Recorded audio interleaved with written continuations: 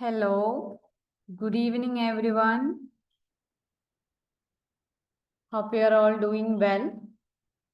So, നമ്മൾ ഇന്ന് PYQ based ഉള്ള ബ്ലൂ പ്രിന്റ് ഡിസ്കസ് ചെയ്യാൻ വേണ്ടിയിട്ടാണ് ഇങ്ങനെ ഒരു വെബിനാർ നമ്മൾ സംഘടിപ്പിച്ചിട്ടുള്ളത്. നിങ്ങൾക്ക് അറിയാമായിരിക്കും. സോ പലരും സ്റ്റഡീസ് സ്റ്റാർട്ട് ചെയ്തിട്ടുണ്ട്, എന്നാലും അത് ഒരു കംപ്ലീറ്റ് ആയിട്ടുള്ള ഒരു ഫോമിലേക്ക് എത്തിയിട്ടില്ല എന്നുള്ളതാണ്. ഞാൻ പറയുന്നത് കേൾക്കുന്നില്ല? നിങ്ങൾക്ക് കേൾക്കുന്നില്ലേ? ഞാൻ സ്ക്രീനും ഷെയർ ചെയ്യാം. കാണുന്നുണ്ടോ എന്ന് പറയണം കേട്ടോ. നമുക്ക് സ്റ്റാർട്ട് ചെയ്യാം സെഷൻ.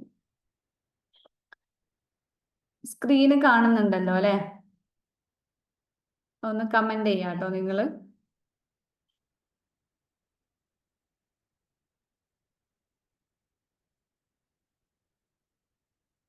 ഓക്കെ, കാണുന്നുണ്ടെന്നാണ് എൻ്റെ ഒരു വിശ്വാസം. നിങ്ങൾക്ക് എന്തെങ്കിലും ചോദിക്കാനൊക്കെ ഉണ്ടെങ്കിൽ ചോദിക്കാം. ഇതൊരു വൺ വേ കമ്മ്യൂണിക്കേഷനിൽ നിർത്തണ്ട കേട്ടോ. അതൊരു ടു വേ കമ്മ്യൂണിക്കേഷനിൽ തന്നെ നമുക്ക് കൊണ്ടുപോകാവുന്നതാണ്. ഓക്കെ, അപ്പോൾ മാനേജ്മെന്റ് വെബിനാർ ആണ് നമ്മുടെ PYQ ബ്ലൂ പ്രിന്റിന്റെ ബേസിലുള്ള ഒരു വെബിനാർ ആണ്. അതായത് ഇപ്പോൾ നമ്മൾ കുറേ പേര് 100%ഉം നമ്മൾ സിലബസ് കവർ ചെയ്തു എന്ന് പറയാൻ പറ്റില്ല. ഇപ്പൊ ഇവിടെ ഈ ഒരു ഉള്ളതിൽ എത്ര പേര് ഒരു 80% ഓർ എബോ സിലബസ് കവർ ചെയ്തിട്ടുണ്ടെന്ന് പറയാൻ പറ്റും? ജസ്റ്റ് ഒന്ന് നിങ്ങൾ കമന്റ് ചെയ്താൽ മതി. നമ്മുടെ സെഷൻ തുടങ്ങുന്നതിന് ചെറിയൊരു ഇൻട്രോ ആയിക്കോട്ടെ എന്നുള്ള രീതിയിലാണ്. എത്ര പേര് ഒരു 80 അല്ല, ഒരു 60 to 80% എത്ര പേര് കവർ ചെയ്തിട്ടുണ്ട് സിലബസ്? ഒന്ന് കമന്റ് ചെയ്യാം. ഉള്ളവരുണ്ടെങ്കിൽ കമന്റ് ചെയ്യാം. നിങ്ങൾക്ക് കമന്റ് ചെയ്യാട്ടോ. എത്ര പെർസെൻറ്റേജ് ആയി എന്നും പറയാം, ഒരു പ്രശ്നവുമല്ല. സോ എക്സാമിന്റെ ഡേറ്റ് ഒക്കെ ഇങ്ങനെ അടുത്തു, ഇനി കുറച്ച് ദിവസങ്ങളേ ഉള്ളൂ എന്ന് നമുക്കറിയാം. അപ്പോൾ പലരും പറയുന്ന ഒരു പ്രശ്നമാണ്, അതായത് എനിക്കിനി പഠിച്ചു തുടങ്ങണം, ഞാൻ ഇതുവരെ സ്റ്റാർട്ട് ചെയ്തിട്ടില്ല, എക്സാമിനൊക്കെ നല്ല ആവേശത്തിൽ അപ്ലൈ ചെയ്തു, പക്ഷെ ഇതുവരെ ഒന്നും പഠിച്ചിട്ടില്ല എന്നൊക്കെ പറയുന്നവരുണ്ട്. അതുപോലെ ചില സബ്ജക്റ്റുകൾ നമുക്ക് ഇഷ്ടമേ ഉണ്ടാവില്ല പഠിച്ചെടുക്കാൻ വേണ്ടിയിട്ട്. ഇപ്പം ഒരു എക്സാമ്പിൾ പറയുകയാണെങ്കിൽ ഇപ്പൊ നമ്മുടെ സ്ട്രാറ്റജിക് മാനേജ്മെന്റ് എന്ന് പറയുന്ന ഒരു സബ്ജക്റ്റ്, അത് പഠിക്കാൻ ഒരാൾക്ക് ഇഷ്ടമല്ല, ഇനി എത്ര പഠിച്ചാലും അയാൾക്ക് അത് മനസ്സിലാവാത്തൊരു സബ്ജക്റ്റ് ആണെങ്കിൽ അതിനൊക്കെ ഈ ഒരു ബ്ലൂ പ്രിന്റ് നിങ്ങളെ ഹെൽപ്പ് ചെയ്യും എന്നുള്ളതാണ് കേട്ടോ. അതൊക്കെ നമുക്ക് ഈ ഒരു ഡിസ്കഷനിലൂടെ ഇങ്ങനെ കൊണ്ടുപോകാൻ പറ്റും. അതായത് ശരിക്കും ഈ ഒരു PYQ ബ്ലൂ പ്രിന്റ് എന്ന് ഉദ്ദേശിച്ചത് എന്താണെന്ന് വെച്ചാൽ 2024 ഡിസംബറിൽ നടന്നിട്ടുള്ള മാനേജ്മെന്റ് പേപ്പർ 2ന്റെ ആ ഒരു എക്സാമിന്റെ ബേസിൽ നമ്മളൊരു അനാലിസിസ് നടത്തിയതാണ്. അപ്പം അനാലിസിസ് നടത്തിയ സമയത്ത് നമുക്ക് കണ്ടെത്താൻ പറ്റിയത്, അതിന്റെ മുന്നത്തെ പ്രീവിയസ് ഇയർ ക്വസ്റ്റ്യനും ഒക്കെ ക്വസ്റ്റ്യൻ പേപ്പറൊക്കെ നോക്കുന്ന സമയത്ത് ചില ഭാഗങ്ങൾ നമുക്ക് റിപ്പീറ്റഡ് ആയിട്ട് വരുന്നുണ്ട്. അതായത് ഇപ്പോൾ നമ്മളൊരു എക്സാമ്പിൾ പറയുകയാണെങ്കിൽ കമ്മ്യൂണിക്കേഷന്റെ ടൈപ്സ് അല്ലെങ്കിൽ കമ്മ്യൂണിക്കേഷന്റെ ബാരിയർ എന്ന് പറയുന്നത് പല തവണകളായിട്ട് ഒരു എന്താ പറയാ കണ്ടുവരുന്ന ഒരു ഭാഗമാണ്. അപ്പൊ നമ്മൾ ഏറ്റവും കൂടുതൽ സ്ട്രെസ് ആ ഒരു ഭാഗത്തിന് കൊടുത്താൽ മതി. അല്ലെങ്കിൽ ഇന്ന ഏരിയാസ്, ഇനിയിപ്പോ ലാസ്റ്റ് മിനിറ്റ് ടിപ്സ് എന്ന രീതിയിലൊക്കെ നമുക്കിത് പറയാൻ പറ്റും, ബ്ലൂ പ്രിന്റ് പറയാൻ പറ്റും. അതായത് ഇനിയിപ്പോ അവസാന നിമിഷം നമുക്ക് എല്ലാം എന്താ പറയാ ഒരു വീഡിയോ ഫസ്റ്റ് തൊട്ട് എൻഡ് വരെ കാണുന്നത് പോസിബിൾ അല്ല. പകരം നമുക്ക് ഇങ്ങനെ ഈ ഭാഗങ്ങൾ ഇങ്ങനെ റിപ്പീറ്റഡ് ആയിട്ട് വരുന്നതാണ് എന്നുള്ളത് കൊണ്ട് നിങ്ങൾക്ക് എന്ത് ചെയ്യാം, ഒരു ചെറിയ നോട്ട്സ് ഒക്കെ എഴുതി എടുത്തിട്ട് അല്ലെങ്കിൽ നല്ല രീതിയിൽ ആ ഭാഗങ്ങൾക്ക് ഒരു സ്ട്രെസ് കൊടുത്തിട്ട് ആ ഭാഗങ്ങളൊക്കെ പഠിച്ചെടുക്കാൻ പറ്റും. ഓക്കെ, അതിനൊക്കെ നിങ്ങൾ ഈ ബ്ലൂ പ്രിന്റ് ഹെൽപ്പ് ചെയ്യുന്നതാണ്. ഇനി സ്റ്റഡി സ്റ്റാർട്ട് ചെയ്യാത്തവരായിക്കോട്ടെ, ഇനി സ്റ്റാർട്ട് ചെയ്തിട്ട് എന്താ പറയുക പകുതിയിൽ വെച്ച് സ്റ്റെക്ക് ആയവരുണ്ടാകും. പല ഇഷ്യൂസും കുട്ടികൾ പറയുന്നുണ്ട്. അപ്പം അതിനൊക്കെ നമുക്കിത് ഹെൽപ്പ് ചെയ്യും എന്നുള്ളതാണ്. അപ്പൊ നമുക്ക് ഇങ്ങനെ ആ ഒരു സെഷനിലേക്ക് കടക്കാം. അതിന് മുന്നേ ആയിട്ട് ഞാൻ എന്നെ ഒന്ന് പരിചയപ്പെടുത്താം. ഞാൻ ഐഫറിലെ മാനേജ്മെന്റ് കോർഡിനേറ്റർ. എൻ്റെ പേര് സഫൂറ യാസ്മിൻ എന്നുള്ളതാണ്. ഓക്കെ, അപ്പൊ നമുക്ക് സെഷനിലേക്ക് പോവാം. അതിന് മുന്നേ ആയിട്ട് ഞാൻ നിങ്ങളെ ഐഫറിന്റെ ഒരു കോഴ്സ് പരിചയപ്പെടുത്തുവാണ്. JRF ട്രാക്ക് ബാച്ച് ഉണ്ട്. അതായത് നമ്മള് ഇപ്പൊ എക്സാം ഒക്കെ ആയല്ലോ, അപ്പൊ ഈ ഒരു ബാച്ചിലേക്ക് അഡ്മിഷൻ തുടരുന്നുണ്ട്. ഇനിയും അഡ്മിഷൻ എടുക്കാത്തവര് അല്ലെങ്കിൽ ഒരു സപ്പോർട്ട് അല്ലെങ്കിൽ അസിസ്റ്റൻസ് വേണം, ഇങ്ങനെ ഒരു സപ്പോർട്ട് എനിക്ക് എന്റെ പേപ്പർ ഞാൻ ബെറ്റർ ആക്കാം എന്നൊക്കെ ചിന്തിക്കുന്നവരുണ്ടാവുമല്ലോ. ഇനിയിപ്പോ കുറഞ്ഞ ദിവസമേ ഉള്ളൂ, പക്ഷെ എനിക്കത് അതുകൊണ്ട് പോസിബിൾ ആണോ എന്ന് ചിന്തിക്കുന്നവരും അങ്ങനെ മടിച്ചു നിൽക്കേണ്ട ആവശ്യമില്ല. JRF ട്രാക്ക് ബാച്ചിൽ അഡ്മിഷൻ എടുക്കുക. ഷുവർലി നിങ്ങൾക്ക് നല്ലൊരു സ്കോർ കിട്ടാൻ നിങ്ങളത് ഹെൽപ്ഫുൾ ആവും എന്നുള്ളതാണ് പറയുന്നത്. അപ്പം ഇവിടെ നമ്പർ നിങ്ങൾ കാണുന്നുണ്ടാവും താഴെ. ആ നമ്പറിൽ നിങ്ങൾ കോൺടാക്ട് ചെയ്യാം. ദെൻ ഐഫറിന്റെ നെറ്റ് റിസൾട്ടുകളൊക്കെയാണ് കേട്ടോ താഴെ കൊടുത്തിട്ട് ജസ്റ്റ് ചുമ്മാ നിങ്ങൾക്ക് കാണാൻ വേണ്ടിയിട്ട് കൊടുത്തതാണ്. ഓക്കെ, അപ്പൊ JRF ട്രാക്ക് ബാച്ച് ജസ്റ്റ് ഒന്ന് അതിന്റെ ഫീച്ചേഴ്സ് എന്താണെന്ന് ഞാൻ പറയാം. ലൈവ് ഇന്ററാക്റ്റീവ് സെഷൻസ് ഉണ്ട് എന്നുള്ളതാണ്. നമുക്ക് നല്ല ഫാക്കൽറ്റീസിന്റെ ഒക്കെ ലൈവ് ഇന്ററാക്റ്റീവ് സെഷൻസ് പേപ്പർ 1 നല്ല ലൈവ് ഇന്ററാക്റ്റീവ് സെഷൻസ് കൊടുക്കുന്നുണ്ട്. അതുപോലെ പേഴ്സണലൈസ്ഡ് സ്റ്റഡികൾ, ഇപ്പൊ നിങ്ങൾക്ക് ബ്ലൂ പ്രിന്റ് ഒക്കെ നിങ്ങൾ കണ്ടില്ലേ, ഇതുപോലെ നമ്മൾ പേഴ്സണലൈസ്ഡ് ആയിട്ടുള്ള സ്റ്റഡി പ്ലാനുകൾ പ്രൊവൈഡ് ചെയ്യുന്നുണ്ട്. അതായത് പിള്ളേർക്ക് ഇപ്പൊ ചിലവർ പറയും എനിക്ക് ഇന്ന ഏരിയ ഭയങ്കര ടഫാണ്, അല്ലെങ്കിൽ ആ ഒരു സബ്ജക്ട് എനിക്ക് ഇങ്ങനെ പഠിക്കണം എന്ന രീതിയിൽ അവർക്ക് നമ്മളെ അപ്രോച്ച് ചെയ്യുന്ന സമയത്ത് അത് മികച്ച രീതിയിൽ പഠിക്കാൻ വേണ്ടിയിട്ട് അവരെ ഹെൽപ്ഫുൾ ചെയ്യുന്ന രീതിയിലുള്ള പേഴ്സണലൈസ്ഡ് സ്റ്റഡി പ്ലാനുകൾ ഉണ്ടാക്കിയെടുക്കുന്നുണ്ട്.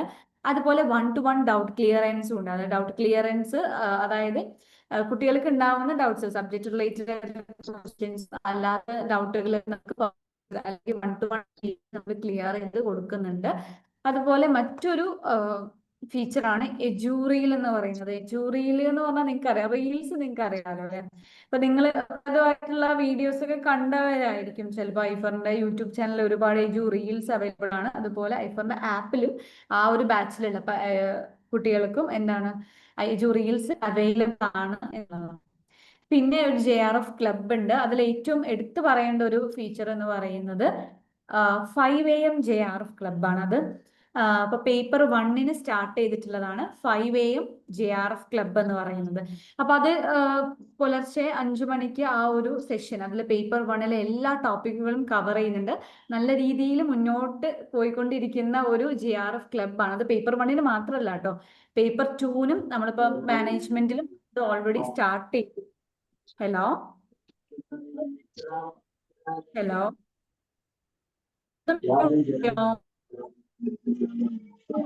ഇതാരാണ്? യാസീൻ ഒന്ന് മ്യൂട്ട് ചെയ്യുമോ?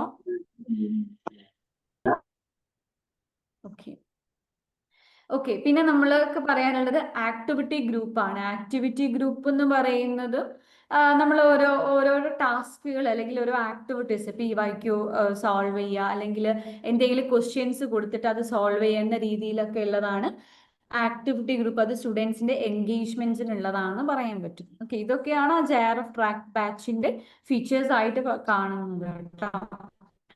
ഓക്കെ, അതുപോലെ പേപ്പർ 1 വെക്കേഷൻ ബാച്ചും നമ്മൾ സ്റ്റാർട്ട് ചെയ്തിട്ടുണ്ട്. അതിനുള്ള അഡ്മിഷൻ കണ്ടിന്യൂ ചെയ്യുന്നുണ്ട്.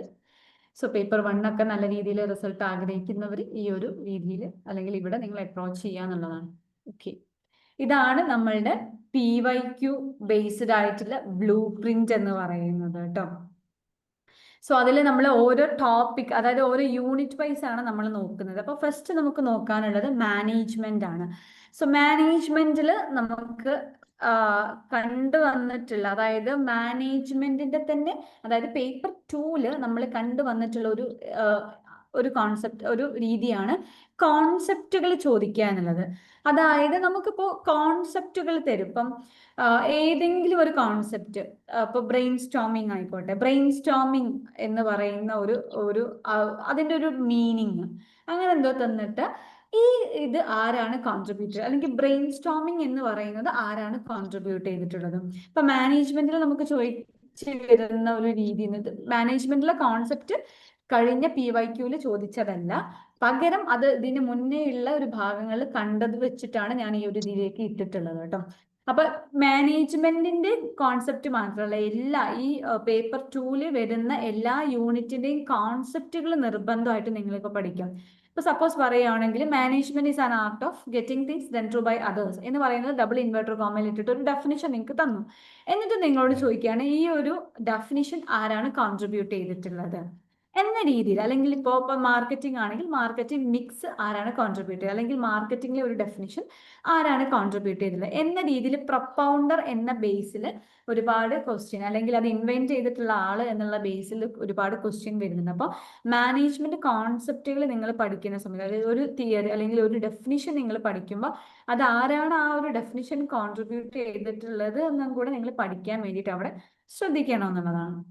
പിന്നെ നമുക്ക് പറയാനുള്ളത് തിയറീസ് ആൻഡ് അപ്രോച്ചസ് എന്നുള്ളതാണ്. ഇപ്പൊ മാനേജ്മെന്റ് തിയറീസ് ഉണ്ട്, അപ്രോച്ചസ് ഉണ്ട്. അതിന്റെയും ബേസിൽ നമുക്ക് ക്വസ്റ്റ്യൻസ് കാണാം.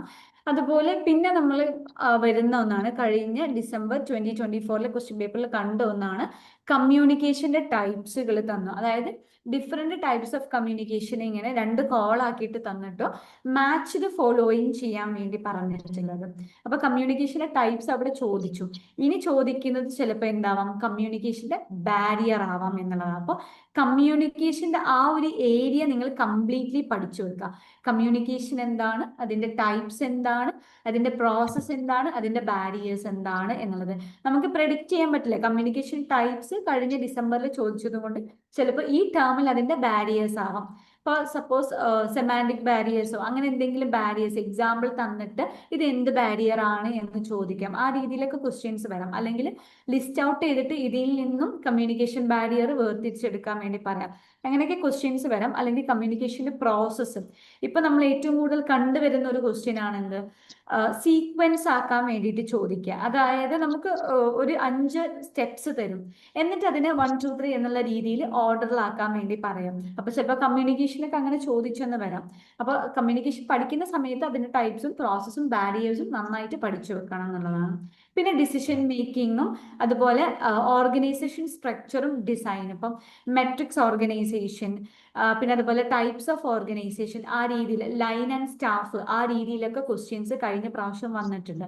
ലൈൻ ആൻഡ് സ്റ്റാഫ് എന്നുള്ള രീതിയിൽ വന്നിട്ടുണ്ട്. അപ്പം ഇങ്ങനത്തെ ടൈപ്സ് ഓഫ് ഓർഗനൈസേഷൻസും നിങ്ങൾ പഠിച്ചു വെക്കുക. ഓർഗനൈസേഷൻ സ്ട്രക്ചറും നന്നായിട്ട് മനസ്സിലാക്കുക, അതിൽ അതിന്റെ ടൈപ്സും നന്നായിട്ട് മനസ്സിലാക്കാം.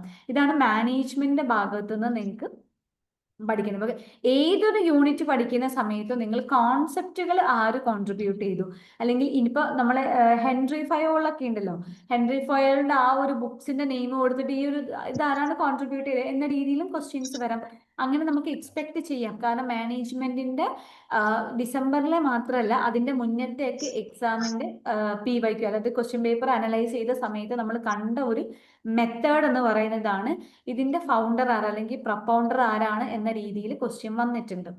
ഓക്കെ, അപ്പൊ നമുക്ക് ഇനി ഒരു സ്ലൈഡിലൂടെ നോക്കാം. അതായത് ഈ ഡിസംബറിൽ ചോദിച്ചിട്ടുള്ള, അതായത് കമ്മ്യൂണിക്കേഷന്റെ ടൈപ്സിൽ നിങ്ങൾക്ക് ജസ്റ്റ് അറിയാൻ വേണ്ടിയിട്ട് ഞാനൊരു ഒരു എക്സാമ്പിൾ കാണിച്ചതാണ് കേട്ടോ.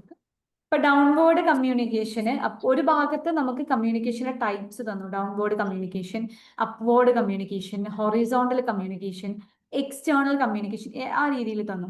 അതിന്റെ മറുഭാഗത്തായിട്ട് അതിന്റെ എക്സാമ്പിൾ എന്ന രീതിയിലാണ് തന്നിട്ടുള്ളത്. ഇപ്പൊ joint forum, annual report, circular, grievance. അപ്പൊ ഇതിന്റെ ആൻസർ നമുക്ക് പെട്ടെന്ന് നമുക്കറിയാം, ഡൗൺവേർഡ് കമ്മ്യൂണിക്കേഷൻ എന്ന് പറയുന്നത് എന്താണ്, താഴെ തട്ടിലോട്ടുള്ള കമ്മ്യൂണിക്കേഷൻ ആണ്, top to lower level communication. അപ്പൊ സർക്കുലാറുകളൊക്കെ എന്തായിരിക്കും, ഈ ഡൗൺവേർഡ് കമ്മ്യൂണിക്കേഷൻ ആണ്. അതായത് A3 വരുന്ന കേസുകൾ.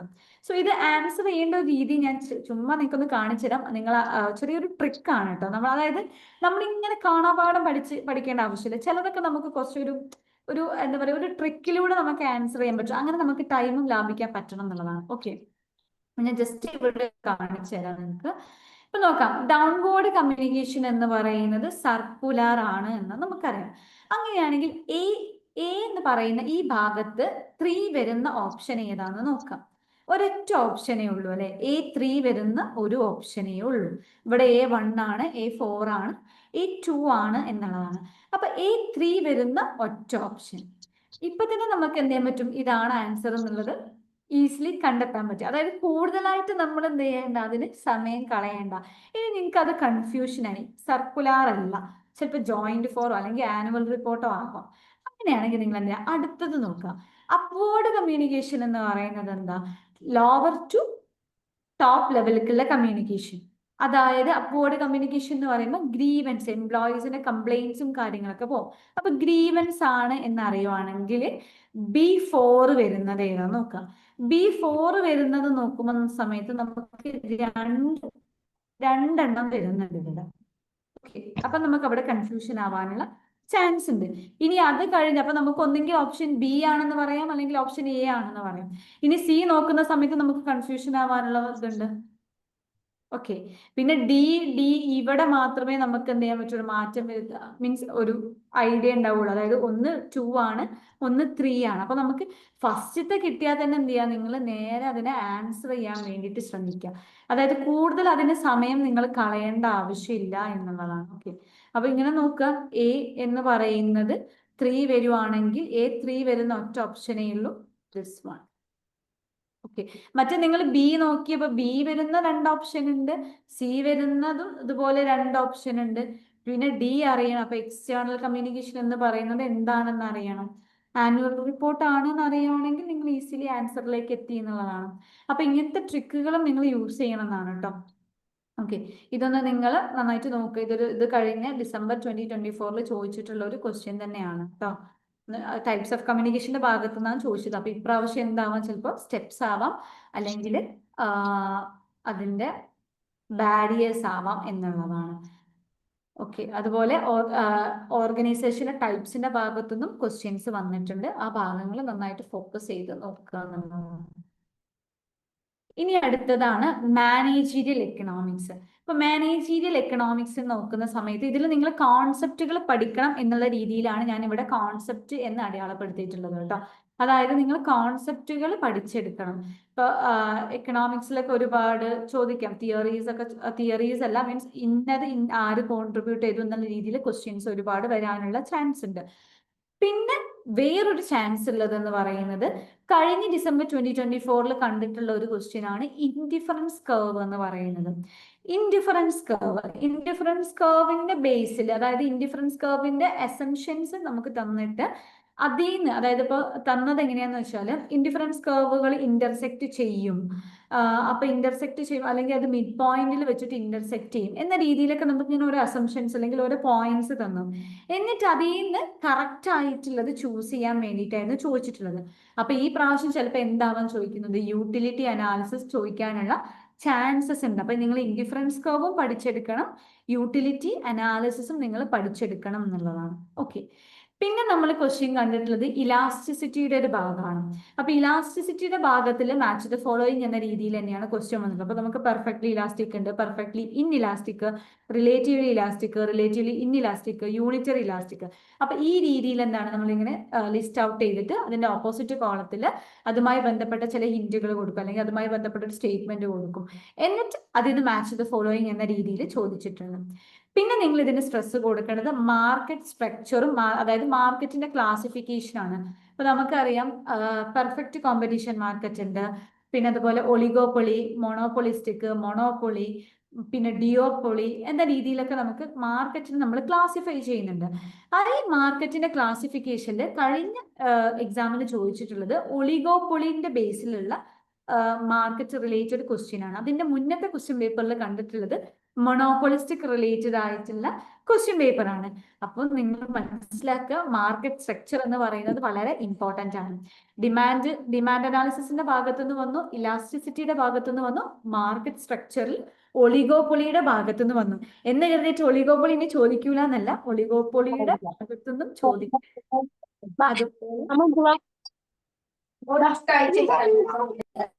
ഒളിഗോപ്പൊളിയുടെ ഭാഗത്തുനിന്നും ചോദിക്കാം, മൊണോപ്പൊളിയുടെ ഭാഗത്തുനിന്ന് ചോദിക്കാം, പെർഫെക്റ്റ് കോമ്പറ്റീഷൻ എന്ന രീതിയിൽ ചോദിക്കാം. ഇങ്ങനെയൊക്കെ എന്ത് ചെയ്യാം, ക്വസ്റ്റ്യൻസ് വരാനുള്ള ചാൻസസ് ഉണ്ട് എന്നുള്ളതാണ്. ഓക്കെ, അത് മനസ്സിലാക്കാം. പിന്നെ പ്രൈസ് ഡിറ്റർമിനേഷൻ ആണ്. അതായത് നമ്മൾ പിന്നെ ഇതിൽ നമുക്ക് ഈ കർവുകളൊക്കെ ഉണ്ടല്ലോ, AFC, TVC എന്ന രീതിയിൽ നമ്മൾ പറയുമല്ലോ, ആവറേജ് ഫിക്സ്ഡ് കോസ്റ്റ്, പിന്നെ TC ടോട്ടൽ കോസ്റ്റ്, പിന്നെ അതുപോലെ MCS, അതൊക്കെ മാർക്കറ്റ് സ്ട്രക്ചറിന്റെ ഭാഗത്ത് നമുക്ക് പറയാൻ പറ്റും. ആ രീതിയിലും ക്വസ്റ്റ്യൻസ് വരുന്നുണ്ട്. പിന്നെ നാഷണൽ ഇൻകം ബേസ് ചെയ്തിട്ട് കഴിഞ്ഞ ഡിസംബറിലല്ല, അതിന്റെ മുന്നത്തെ ബേസിൽ നമുക്ക് ഇതിന്റെ ബേസിലും വന്നിട്ടുണ്ട് എന്നുള്ളതാണ്, ക്വസ്റ്റ്യൻ വന്നിട്ടുണ്ട്. ഒരു മിനിറ്റ്.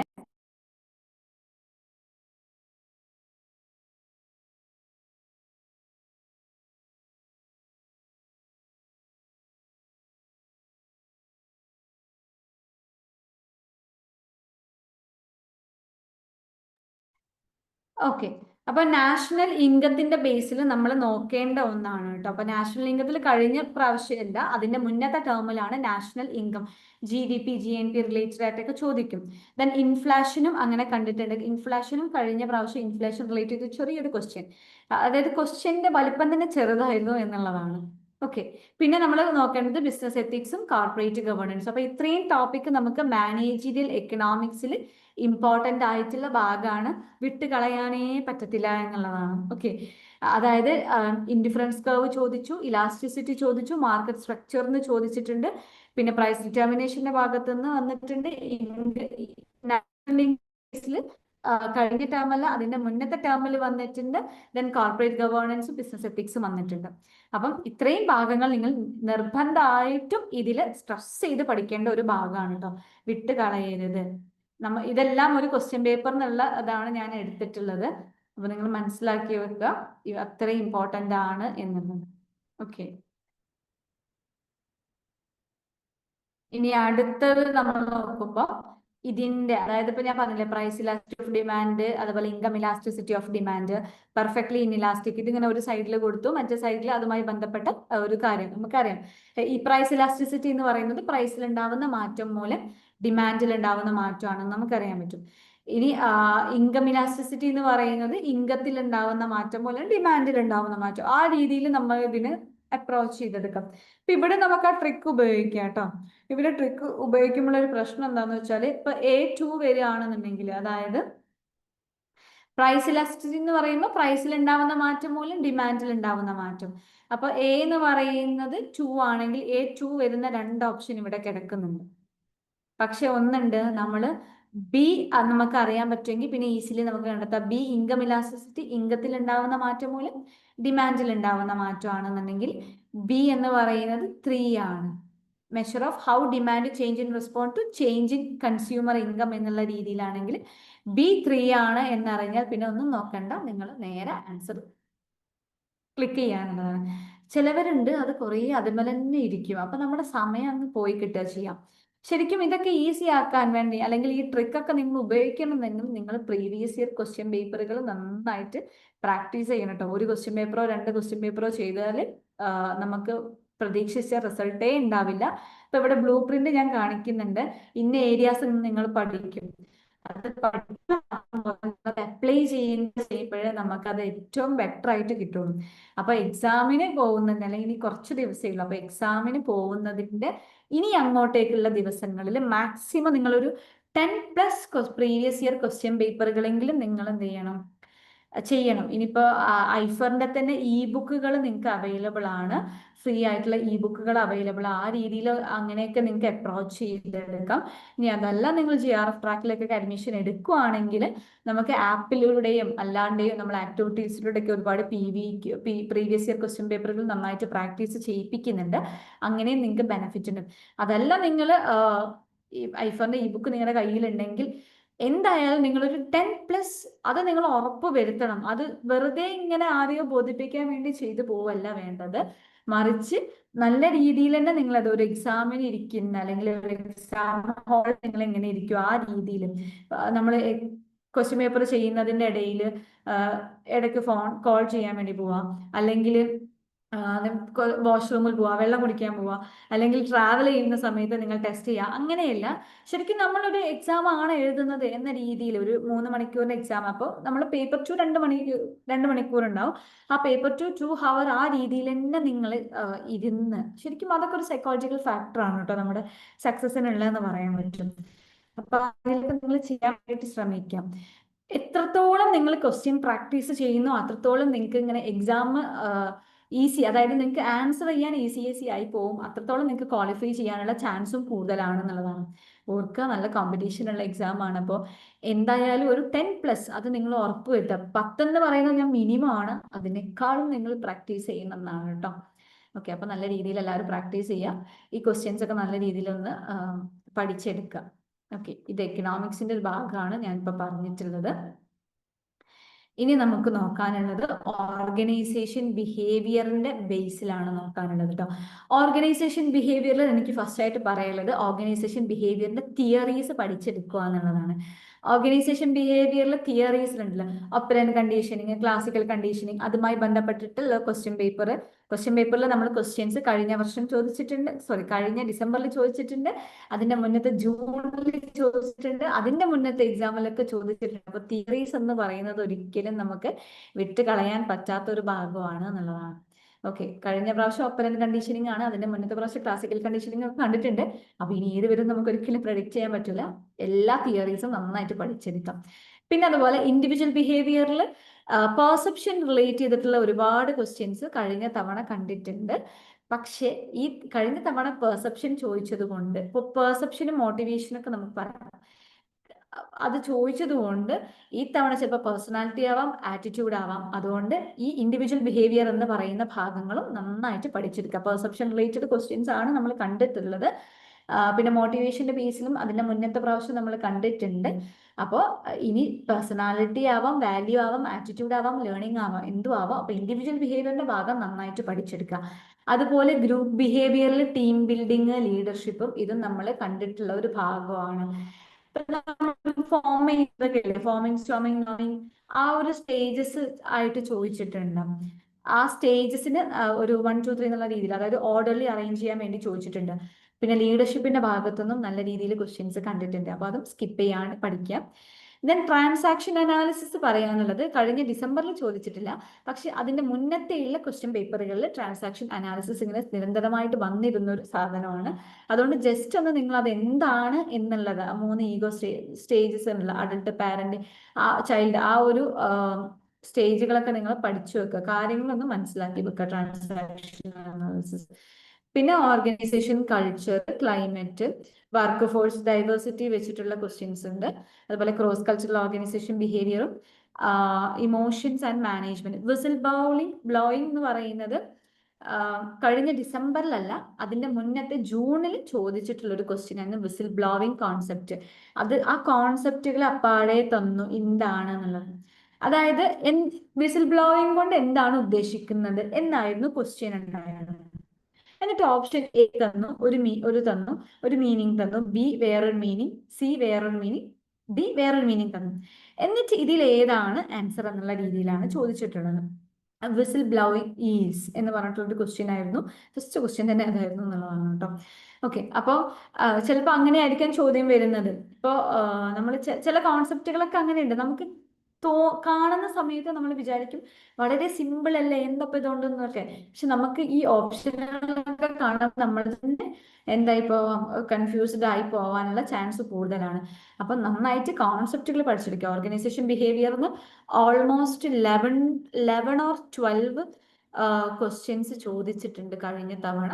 കഴിഞ്ഞ ഡിസംബറിൽ 2024 11ഓളം ക്വസ്റ്റ്യൻസ് നിങ്ങൾക്ക് ഓർഗനൈസേഷൻ ബിഹേവിയറിന്റെ ഭാഗത്തു നിന്നാണ് വന്നിട്ടുള്ളത്.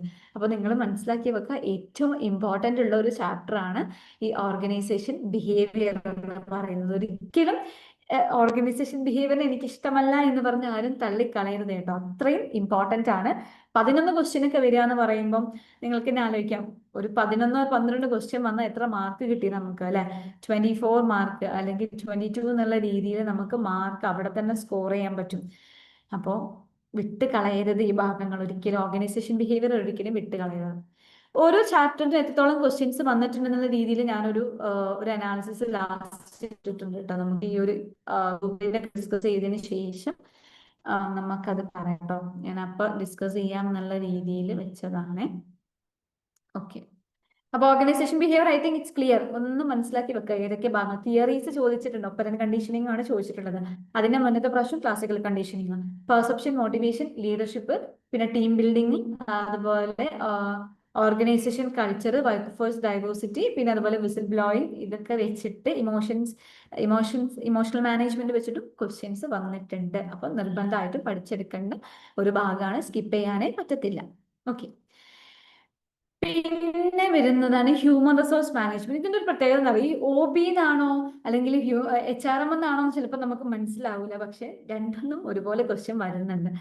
ഓക്കെ, ഹ്യൂമൻ റിസോഴ്സ് മാനേജ്മെന്റ് ആണെന്നുണ്ടെങ്കിൽ അതിൽ നമ്മൾ എന്ത് ചെയ്യാം, കോൺസെപ്റ്റ് നിങ്ങൾ എല്ലാത്തിലും പഠിച്ചു വെക്കുന്നുണ്ട്. അത് ഇന്നത് എന്നില്ല, എല്ലാ യൂണിറ്റിന്റെയും കോൺസെപ്റ്റുകൾ നിങ്ങൾ പഠിച്ചു വെക്കണം എന്നുള്ളതാണ്. ഓക്കെ, പിന്നെ recent trends in human resource planning, HRM planning ബന്ധപ്പെട്ടുള്ള ക്വസ്റ്റ്യൻസ് ഉണ്ട്.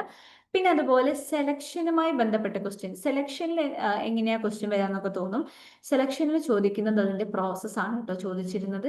ഈ പ്രോസസ്സ് നമ്മൾ റിപ്പീറ്റഡ് ആയിട്ട് കണ്ട ഒരു ഭാഗമാണ് പ്രോസസ്സ് എന്ന് പറയുന്നത്. ഓക്കെ, പല ക്വസ്റ്റ്യൻ പേപ്പറിലും അതുപോലെ റിപ്പീറ്റ് അടിച്ച് വന്നിട്ടുള്ള ഒരു ഭാഗമാണ് പ്രോസസ്സ് എന്ന് പറയുന്നത്. അതായത് അതിന്റെ പ്രോസസ്സ് വന്നിട്ട് അതിനെ ഓർഡർലി അറേഞ്ച് ചെയ്യാൻ വേണ്ടി.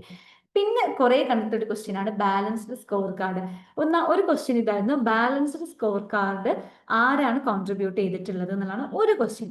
രണ്ടാമത്തെ ക്വസ്റ്റ്യൻ ബാലൻസ്ഡ് സ്കോർ കാർഡുമായി ബന്ധപ്പെട്ടിട്ട് തന്നെ ഒരു സ്റ്റേറ്റ്മെന്റ് രീതിയിലായിരുന്നു പിന്നെ ഒരു ക്വസ്റ്റ്യൻ വന്നിട്ടുണ്ടായിരുന്നത്. ഓക്കെ, പിന്നെ career planning and development, performance and management, performance മാനേജ്മെന്റും അതുപോലെ പെർഫോമൻസ് അപ്രൈസലും നല്ല രീതിയിൽ ക്വസ്റ്റ്യൻ വന്നിട്ടുണ്ട്.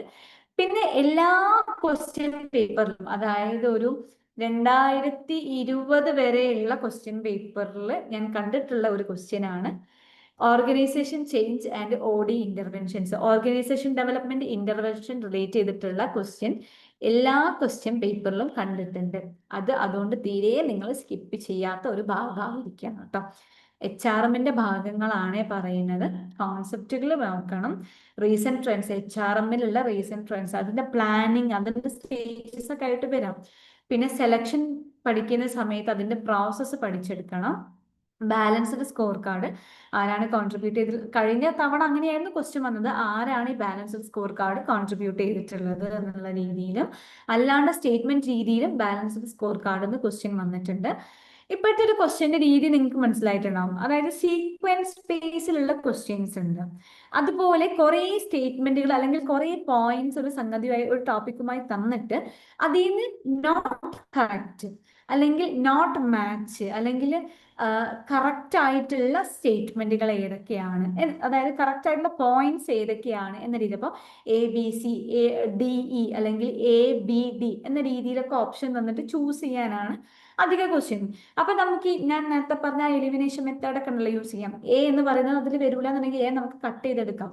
അപ്പൊ വരുന്ന ഓപ്ഷൻസ് അത്രയും നമ്മൾ കട്ട് ചെയ്യാം. നമുക്ക് ക്വസ്റ്റ്യൻ ഡിസ്കസ് ചെയ്യുന്ന സമയത്ത് പറയാം. അപ്പൊ ABDയും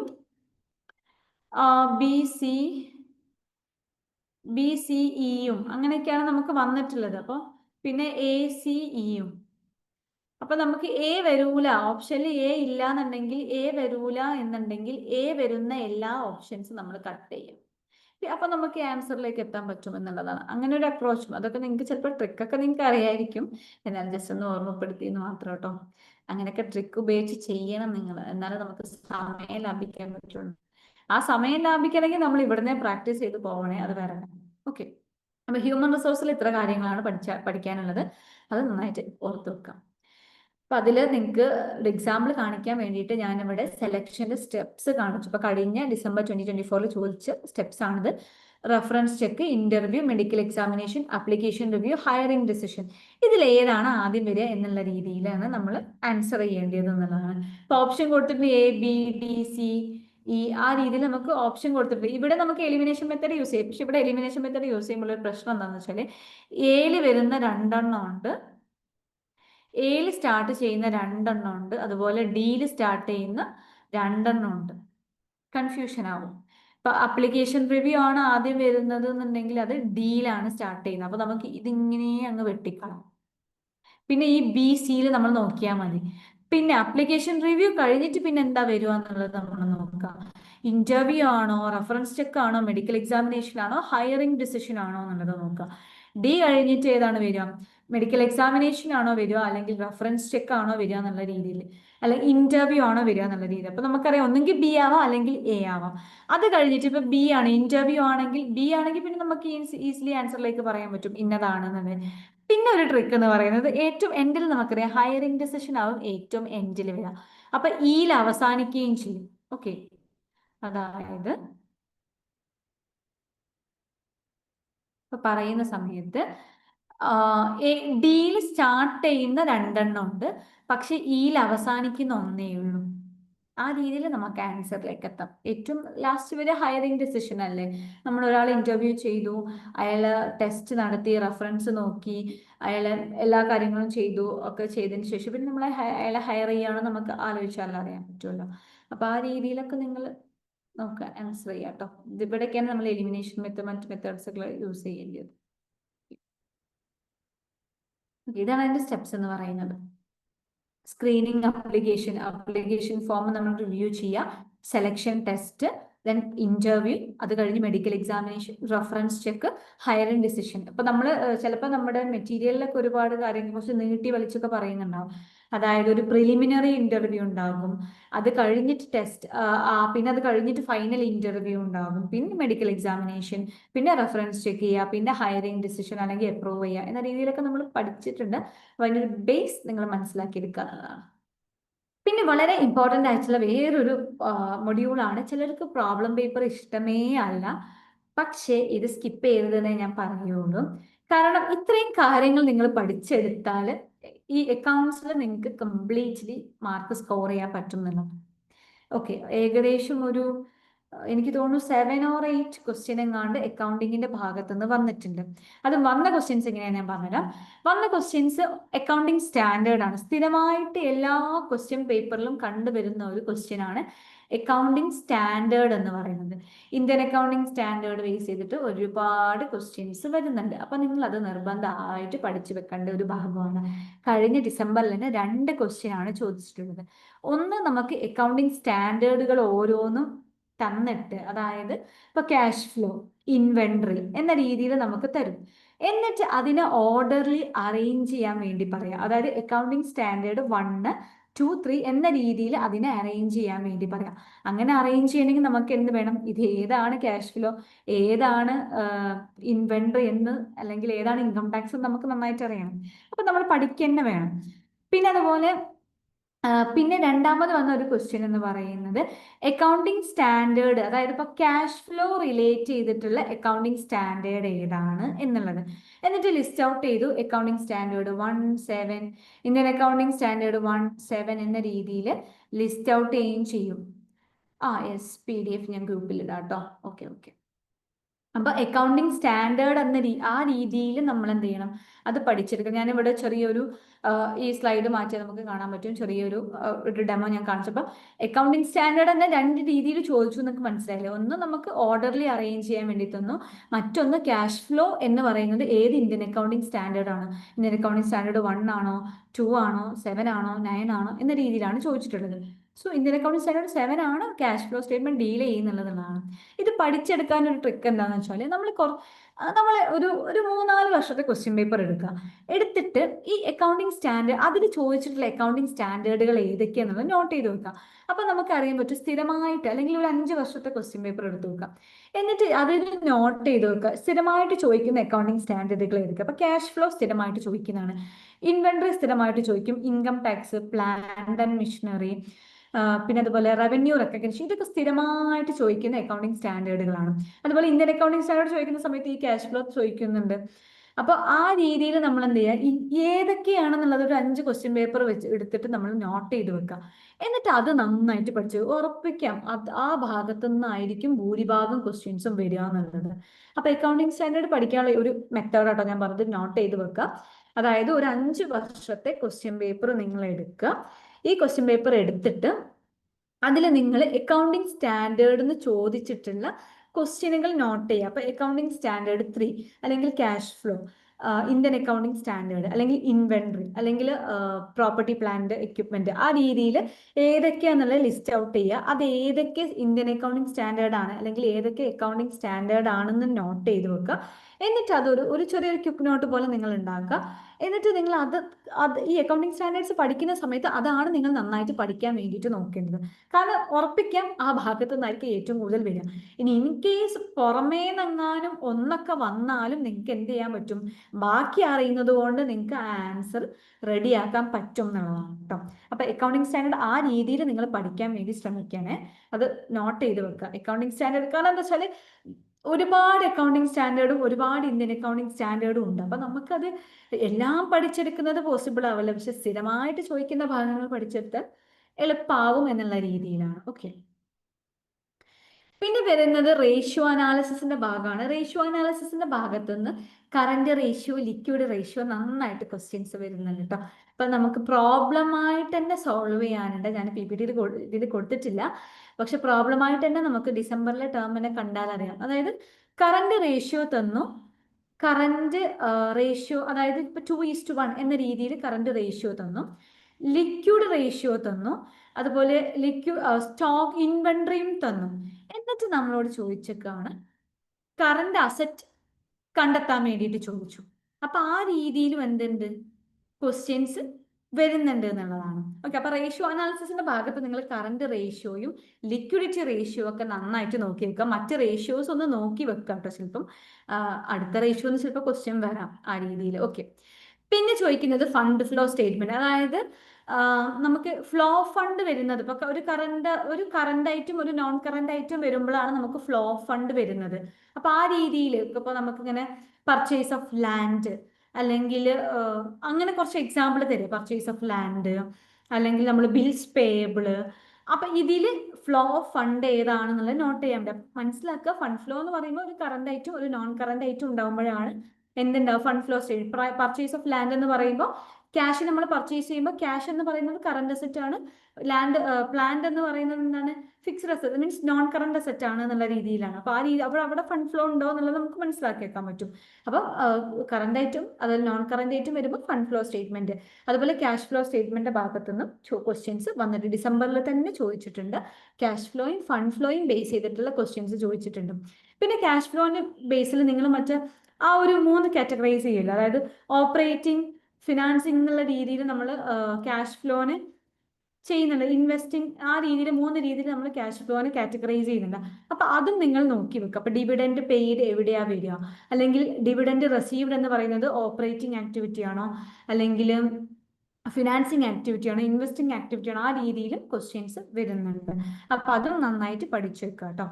പിന്നെ പ്രിപ്പറേഷൻ ഓഫ് കോസ്റ്റ് ഷീറ്റ് ആണ്. കോസ്റ്റ് ഷീറ്റ് റിലേറ്റ് ചെയ്തിട്ടുള്ളത് ഇപ്രാവശ്യം ചോദിച്ചിട്ടുണ്ടായിരുന്നത്, അതായത് ഡിസംബറിൽ ചോദിച്ചത്, അതിനെ ഓർഡർലി അറേഞ്ച് ചെയ്യാൻ പറ്റുന്നുള്ള രീതിയിലാണ് ചോദിച്ചിട്ടുള്ളത്. ആദ്യം നമ്മൾ ഏതാണ്, പ്രൈം കോസ്റ്റ് ആണോ, അല്ലെങ്കിൽ ആ രീതിയിൽ പ്രൈം കോസ്റ്റ്. അപ്പൊ നമ്മൾ ഓവർ ഹെഡ് അങ്ങനെ തരും, അതായത് ഡയറക്റ്റ് ഇൻഡയറക്റ്റ് എക്സ്പെൻസ് ആ രീതിയിലൊക്കെ തരും. എന്നിട്ട് പിന്നെ പ്രൈം കോസ്റ്റ് തരും, പിന്നെ പ്രൈം കോസ്റ്റ് പ്ലസ് എന്ന രീതിയിൽ നമുക്ക് ഇങ്ങനെ തന്നിട്ട് ഇതിൽ ഏതാണ് ആദ്യം വരിക എന്നുള്ള രീതിയിൽ കോസ്റ്റ് ഷീറ്റ് പ്രിപ്പയർ ചെയ്യാൻ ചോദിച്ചിട്ടുണ്ട്. പിന്നെ CVP അനാലിസിസ്, PV റേഷ്യോ ഒക്കെ ഇല്ലേ, നമ്മൾ പ്രോഫിറ്റ് വോളിയം റേഷ്യോ, അതിൽ നിന്നും നല്ല രീതിയിൽ ക്വസ്റ്റ്യൻസ് പ്രോബ്ലം ആയിട്ട് തന്നെ ചോദിക്കുന്നുണ്ട്. പ്രോബ്ലം പാർട്ട് നിങ്ങൾ ചെയ്ത് തന്നെ പഠിക്കണം, അല്ലാണ്ട് നമുക്ക് വേറൊരു മാർഗമില്ല. ഇക്വേഷൻ അറിഞ്ഞാൽ മാത്രം നമ്മൾ കഴിച്ചിലാവില്ല. പിന്നെ എന്നുണ്ട് ഇക്വേഷനും ചോദിക്കും, ആ രീതിയിലും ക്വസ്റ്റ്യൻസ് വരുന്നുണ്ട്. ഓക്കെ, അപ്പോൾ അങ്ങനെ പഠിച്ചു വെക്കുക. അക്കൗണ്ടിങ് അത്രയും പഠിച്ചു വെക്കുക. ഒരു 8 to 9 ക്വസ്റ്റ്യൻസ് വരുന്ന ഒരു ഭാഗമാണ് അക്കൗണ്ടിങ് എന്ന് പറയുന്നത്. 16 മാർക്കാണ് നിങ്ങൾ വെറുതെ അങ്ങ് കളഞ്ഞു പോകട്ടോ. പ്രോബ്ലം പേപ്പർ ഇഷ്ടമല്ല എന്നും പറഞ്ഞ് പൊതുവേ എല്ലാവരും പറഞ്ഞു കേൾക്കുന്ന ഒരു കേസാണ് അക്കൗണ്ടിങ്. സ്റ്റാറ്റി, FM ഒന്നും ഇഷ്ടമല്ല, കാരണം അത് പഠിക്കില്ല. പ്രോബ്ലം പാർട്ടാണ്, കുറച്ച് ടഫാണ്. പക്ഷെ ഞാൻ പറയുന്നു, പഠിച്ചാൽ നിങ്ങൾക്ക് ഏറ്റവും എളുപ്പം ചിലപ്പോൾ ഈ ഭാഗങ്ങളൊക്കെ ആയിരിക്കും കേട്ടോ. തിയറിയേക്കാളും നമുക്ക് സ്കോർ ചെയ്യാൻ പറ്റും ചിലപ്പോൾ ഇവിടെ ആയിരിക്കും. അപ്പൊ പ്രോബ്ലംസ് ഈ ഏരിയാസ് നിങ്ങൾ നന്നായിട്ട് നോക്കി നോക്കാം. ഓക്കെ, ആ ഭാഗം നന്നായിട്ട് പഠിക്കുക. അവിടെ എങ്ങനെ ക്വസ്റ്റ്യൻ വന്നാൽ ഞാൻ അറ്റൻഡ് ചെയ്യും എന്നുള്ള രീതിയിൽ നോക്കി വെക്കാം.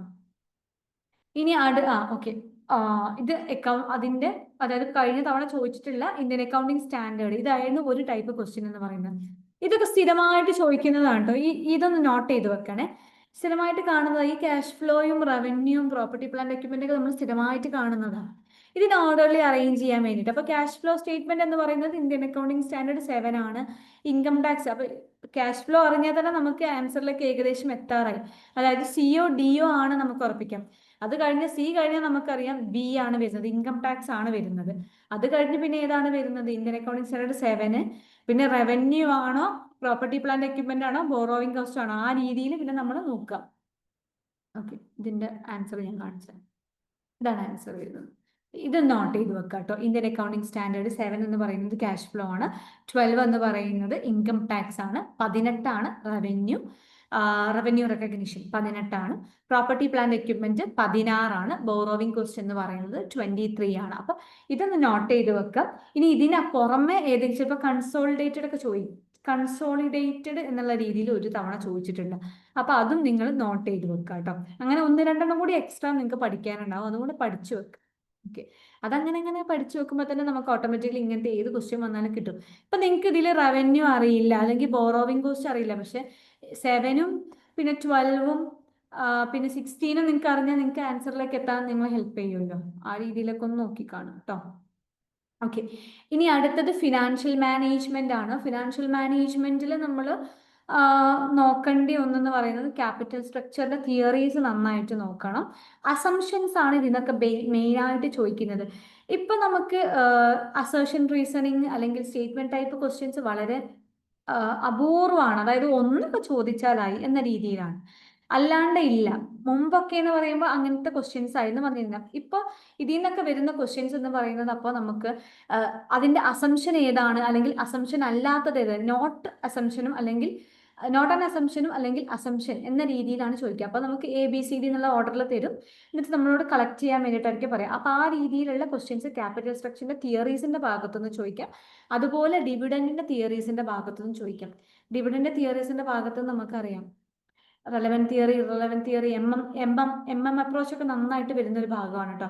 ക്യാപിറ്റൽ സ്ട്രക്ചർ തിയറീസും നിങ്ങൾ പഠിക്കണം. എൻ ഐ അപ്രോച്ചും പിന്നെ അതുപോലെ NI അപ്രോച്ച് നിങ്ങൾ പഠിക്കണം. പിന്നെ ഡിവിഡൻഡ് തിയറീസിൽ ഇതിലും നിങ്ങൾ അസംഷൻസ് ആണ് നന്നായിട്ട് പഠിച്ചെടുക്കേണ്ടത്. ദെൻ ഇക്വേഷൻസ് വരുന്നുണ്ടെങ്കിൽ ഇക്വേഷൻസും നന്നായിട്ട് പഠിച്ചെടുക്കുക കേട്ടോ. ഓക്കെ, NI അപ്രോച്ചിലും ഒക്കെ നമ്മൾ എന്ത് പഠിക്കുന്നുണ്ട്, ഇക്വേഷൻസ് പഠിക്കുന്നുണ്ട്. ഓക്കെ, പിന്നെ വരുന്ന ഒരു ഭാഗമാണ് കോസ്റ്റ് ഓഫ് ക്യാപിറ്റൽ. ഇവിടുന്ന് പ്രോബ്ലം പാർട്ടാണ് ചോദിക്കുന്നത്. ഇപ്പൊ ഡിവിഡൻഡ് ഗ്രോത്ത് മോഡലിനൊക്കെ നമുക്ക് എന്ത് ചെയ്യുന്നുണ്ട്, അത് ഇവിടെ പഠിച്ചാൽ മതി.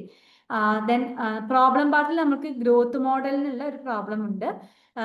പിന്നെ അതേപോലെ നമുക്ക് CAPM, capital asset pricing model, ഇതിൽ നിന്നും സ്ഥിരമായിട്ട്, അതായത് ഫിനാൻഷ്യൽ മാനേജ്മെന്റിൽ നമുക്ക് ഉറപ്പിക്കാൻ പറ്റുന്ന ഒന്നാണ്, പ്രോബ്ലമായിട്ട് നിങ്ങൾക്ക് ഉറപ്പിക്കാൻ പറ്റുന്ന ഒന്നാണ് CAPM. CAPM എന്ന് പറയുന്നത് നമുക്ക് പ്രോബ്ലത്തിന്റെ ഭാഗത്തുനിന്ന് ഉറപ്പിക്കാൻ പറ്റുന്ന ഒന്നാണ് കേട്ടോ, CAPM. പിന്നെ അതുപോലെ ഈ കോസ്റ്റ് ഓഫ് ക്യാപിറ്റലിന്റെ ഭാഗം, CAPM കോസ്റ്റ് ഓഫ് ക്യാപിറ്റലിന്റെ ഭാഗം. പിന്നെ വേറെ നിങ്ങൾ പ്രോബ്ലം അല്ല, ഇപ്പൊ ഇതിന്റെ മുന്നത്തെ ക്വസ്റ്റ്യൻ പേപ്പറിലൊക്കെ ഞാൻ കണ്ടിട്ടുള്ളത് ലിവറേജിന്റെ ഭാഗം. അതായത് അതിന് നമ്മളോട് പറഞ്ഞിട്ടുള്ളത് ഇക്വേഷൻസ്, നമുക്ക് കുറെ ഇക്വേഷൻ തന്നിട്ട് അതിൽ നിന്ന് ഫിനാൻഷ്യൽ ലിവറേജിന്റെ ഇക്വേഷൻ എടുക്കാൻ വേണ്ടിയിട്ടാണ് ഡിസംബറിൽ ചോദിച്ചത്. അതിന്റെ മുന്നത്തെ തവണ ചോദിച്ചത് ഓപ്പറേറ്റിംഗ് ലിവറേജിന്റെ എടുക്കാൻ വേണ്ടിയിട്ടാണ്. അപ്പൊ ഇത് മൂന്നിന്റെ ഇക്വേഷൻ നിങ്ങൾ പഠിച്ചു വെക്കണം. ഓപ്പറേറ്റിംഗ് ലിവറേജും ഫിനാൻഷ്യൽ ലിവറേജും കമ്പൈൻഡ് ലിവറേജും നിങ്ങൾ ചോദിക്കാം, മീൻസ് പഠിച്ചു വെക്കണം. എന്നുവെച്ചാൽ ഉറപ്പിക്കാം, കഴിഞ്ഞ തവണ ഫിനാൻഷ്യൽ ലിവറേജ് ചോദിച്ചു, അതിന്റെ മുന്നത്തെ തവണ ഓപ്പറേറ്റിംഗ് ലിവറേജ് ചോദിച്ചു, അപ്പൊ ഇനി കമ്പൈൻഡ് ലിവറേജ് ആവാൻ ചോദിക്കാൻ പോകുന്നത്. അപ്പൊ മൂന്നും നിങ്ങൾ പഠിച്ചു വെക്കണം. Then cost of capital problem പഠിച്ചു വെക്കണം. പിന്നെ CAPMന്റെ പ്രോബ്ലം നിർബന്ധമായിട്ട് പഠിക്കണം. അറിയാലോ, അതിന്റെ ഇക്വേഷൻ അറിയാലോ, നമുക്ക് റിസ്ക് ഫ്രീ റേറ്റ് ഒക്കെ തന്നിട്ടുള്ള RF plus βI into RM minus RF എന്നുള്ളതാണ് ഇക്വേഷൻ. അപ്പൊ അതിന്റെ ബേസിൽ CAPMന്റെ ക്വസ്റ്റ്യൻസ് ഒരുപാട് നിങ്ങൾക്ക് ക്വസ്റ്റ്യൻ പേപ്പറിൽ തന്നെ കാണാൻ പറ്റും. അതിന് പുറമെ നിങ്ങൾക്ക് ഗൂഗിൾ ചെയ്ത് നോക്കിയാലും ക്യാപിറ്റൽ അസറ്റ് പ്രൈസിങ് മോഡലിന്റെ ഒരു എക്സാമ്പിളോ അല്ലെങ്കിൽ ക്വസ്റ്റ്യൻസോ നിങ്ങൾ ഗൂഗിൾ ചെയ്താൽ പോലും നിങ്ങൾക്ക് കിട്ടും. ഓക്കെ, അപ്പൊ ആ രീതിയിലും നിങ്ങൾ പഠിച്ചാലേ, അല്ലാതെ തന്നെ ക്വസ്റ്റ്യൻ പേപ്പറിൽ തന്നെ നമുക്ക് നന്നായി സോൾവ് ചെയ്ത് പഠിക്കാൻ മാത്രമുണ്ട്. പിന്നെ വർക്കിംഗ് ക്യാപിറ്റൽ മാനേജ്മെന്റ് ഭാഗത്ത് നമുക്ക് തിയറി ക്വസ്റ്റ്യൻസ് ആണ് കേട്ടോ വരുന്നത്. Theory questions working capital management ഭാഗത്തുനിന്ന്, അതുപോലെ ZBB സീറോ ബേസ്ഡ് ബജറ്റിങ്ങും അതിൽ നിന്നും നന്നായിട്ട് ക്വസ്റ്റ്യൻ വരുന്നുണ്ട്. ഓക്കെ, അപ്പൊ ഇത്രയാണ് നിങ്ങൾ നന്നായിട്ട് ഇതിൽ ഫിനാൻഷ്യൽ മാനേജ്മെന്റിൽ പഠിച്ചു വെക്കേണ്ടത് കേട്ടോ. പ്രോബ്ലം പാർട്ട് ആണെന്ന് കരുതിയിട്ട് സ്കിപ്പ് ചെയ്യേണ്ട. ഇതിൽ നിന്നും ഒരു 8 to 9 or 9 to 10 എന്ന രീതിയിൽ ഇതിൽ നിന്നും ക്വസ്റ്റ്യൻ വരുന്നുണ്ട്. അപ്പൊ ഇതിൽ അസംഷൻസ് തിയറീസിന്റെ അസംഷൻസ് ആണ് പഠിച്ചു വെക്കേണ്ടത്, അതുപോലെ ഇക്വേഷൻസ് ആണ് പഠിച്ചു വെക്കേണ്ടത്. കോസ്റ്റ് ഓഫ് ക്യാപിറ്റലിന്റെ ഭാഗത്തുനിന്ന് പ്രോബ്ലം ആണ് പഠിച്ചു വെക്കേണ്ടത്. ലിവറേജിന്റെ ഭാഗത്തുനിന്ന് നിങ്ങൾ ഇക്വേഷൻ പഠിക്കുക, അതോടുകൂടി അത് സോൾവ് ചെയ്യുന്നത് എങ്ങനെയാണെന്നും കൂടെ പഠിച്ചു വെക്കുക കേട്ടോ. ആ മൂന്നും പഠിച്ചു വെക്കുക, അതെങ്ങനെ സോൾവ് ചെയ്യുന്നതും പഠിച്ചു വെക്കുക. ദെൻ ഡിവിഡൻഡിന്റെ തിയറീസിന് അസംഷൻ പഠിക്കുക. CAPM ആ പ്രോബ്ലം അതുപോലെ നിങ്ങൾ സോൾവ് ചെയ്ത് നന്നായിട്ട് സോൾവ് ചെയ്ത് പഠിക്കുക. അതില്ലാത്തൊരു ക്വസ്റ്റ്യൻ പേപ്പർ ഇതുവരെ കണ്ടിട്ടില്ല ഞാൻ. അപ്പൊ ഇനിയുള്ളതിലും അത് ഉണ്ടാവാൻ നമുക്ക് ഉറപ്പിക്കാൻ പറ്റുന്ന ഒന്നാണ്. പിന്നെ working capital management gross working capital, net working capital, അതൊക്കെ ഇല്ല, ഒരു ഇക്വേഷൻ ഉണ്ടല്ലോ. Current asset minus current liability എന്ന് പറയുന്നത് നെറ്റ് വർക്കിംഗ് ക്യാപിറ്റലും, ടോട്ടൽ ഓഫ് കറണ്ട് അസറ്റ് എന്ന് പറയുന്നത് ഗ്രോസ് വർക്കിംഗ് ക്യാപിറ്റൽ. അപ്പൊ അതൊക്കെ അതും അങ്ങനെയൊക്കെ ക്വസ്റ്റ്യൻ വരുന്നുണ്ട്. വളരെ സിമ്പിളായ രീതിയിൽ പോലും ക്വസ്റ്റ്യൻ വരുന്നുണ്ട്, പക്ഷെ നമ്മൾ കൺഫ്യൂസ്ഡ് ആണ്. അതാണ് അതിന്റെ ഒരു പ്രശ്നം എന്ന് പറയുന്നത്. അപ്പൊ അതും നിങ്ങൾ നോക്കി വെക്കുക കേട്ടോ. നമ്മൾ കൺഫ്യൂസ്ഡ് ആണ് പറഞ്ഞാൽ current asset minus current liability ആണോ നെറ്റ്, അതോ ഗ്രോസ് ആണോ എന്നുള്ളതാണ് നമ്മുടെ കൺഫ്യൂഷൻ. ഓക്കെ, അതും നന്നായിട്ട് പഠിച്ചാൽ നമുക്കതും ക്ലിയർ ചെയ്തെടുക്കാൻ പറ്റും. ഓക്കെ. ഇതാണ് ആ ഒരു ക്വസ്റ്റ്യൻ. ഫിനാൻഷ്യൽ ലിവറേജ് എന്ന് വന്നിട്ടുള്ള ഒരു ക്വസ്റ്റ്യൻ ഞാൻ പറഞ്ഞത്. അതായത് അപ്പൊ നമുക്ക് ഏതൊക്കെ ഫിനാൻഷ്യൽ ലിവറേജിന്റെ 3 രീതിയിൽ നമുക്ക് ഇക്വേഷൻ പറയുന്നുണ്ട്. ആ 3 നിങ്ങൾ പഠിച്ചു വെക്കാം. ഓക്കെ. ഇവിടെ നമുക്ക് എലിമിനേഷൻ മെത്തേഡ് യൂസ് ചെയ്യാം. സെയിൽസ് ഒരിക്കലും ഫിനാൻഷ്യൽ ലിവറേജിൽ സെയിൽസ് വരില്ല. സെയിൽസ് വരുന്നത് എവിടെയാണ്? ഓപ്പറേറ്റിംഗ് ലിവറേജിലാണ് സെയിൽസ് വരിക. ഫിനാൻഷ്യൽ ലിവറേജ് അപ്പൊ എ വരാത്ത ഓപ്ഷൻ, എ വരുന്നതൊക്കെ കട്ട് ചെയ്തെടുക്കാം. അതായത് എ വരുന്നത് കട്ട് ചെയ്തു, ഇത് വരൂല. പിന്നെ ബി വരുന്ന നോക്കാം. E P S divided by E B I T, percentage change in E P S divided by E B I T, B വരുന്ന 2 ഓപ്ഷൻ ഉണ്ട്. പിന്നെ സി വരും എന്നുള്ളത് ഉറപ്പാണ്. അപ്പൊ നമ്മൾ നോക്കേണ്ടത് എന്താണെന്നറിയോ? സിയിൽ നമുക്ക് കൺഫ്യൂഷൻ ഉണ്ടെങ്കിൽ പിന്നെ നമ്മൾ നോക്കേണ്ടത് ഇവിടെ ഡി എന്ന് പറയുന്നത് ശരിയാണോ എന്നാ നോക്കേണ്ടത്. ഡി എന്താ നോക്കുക? Contribution divided by E B T ആണ്. കോൺട്രിബ്യൂഷൻ ഇവിടെ ഓപ്പറേറ്റിംഗ് ലിവറേജിൻ്റെതല്ലേ, അപ്പൊ ഡി വരൂല. ഈസിലി ആൻസറിലേക്ക് എത്തി എന്നുള്ളതാണ്. ഓക്കെ, ആ രീതിയിലൊക്കെ പഠിച്ചു വെക്കാം.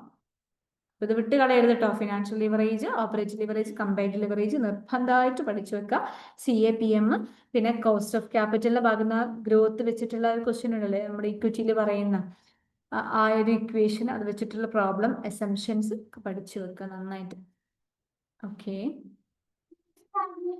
ഇനി ഇതില് നമുക്ക് ഇനി സ്ട്രാറ്റജിക് മാനേജ്മെന്റ് നോക്കാം. സ്ട്രാറ്റജിക് മാനേജ്മെന്റിൽ വരുന്നത് പെസ്റ്റ് അനാലിസിസ് വരുന്നുണ്ട്, Porter's approach to industry analysis, അതുപോലെ ബി സി ജി മെട്രിക്സ് എന്നൊക്കെ ചോദിച്ചിട്ടുണ്ട് കേട്ടോ. ഇതൊക്കെയും എല്ലാ പ്രാവശ്യവും കണ്ടിട്ടുള്ള ക്വസ്റ്റ്യൻ ആണ്. ഈ അതുണ്ടല്ലോ മിക്കെയിൻ 7 ഫ്രെയിംവർക്ക് ഉണ്ടല്ലോ, അതില്ലാത്തൊരു ക്വസ്റ്റ്യൻ പേപ്പർ ഇല്ല. ആ ഒരു ക്വസ്റ്റ്യൻ ഇല്ലാത്ത ഒരു പ്രീവിയസ് ഇയർ ക്വസ്റ്റ്യൻ പേപ്പർ 2020 ശേഷം 20 തൊട്ടിട്ട് ഇങ്ങോട്ട് ഇല്ല. മെക്കെയിൻ 7 ഫ്രെയിംവർക്ക്, അതുപോലെ ബി സി ജി മെട്രിക്സ് എന്ന് കഴിഞ്ഞ തവണ 2 or 3 ക്വസ്റ്റ്യൻസ് ചോദിച്ചിട്ടുണ്ട്.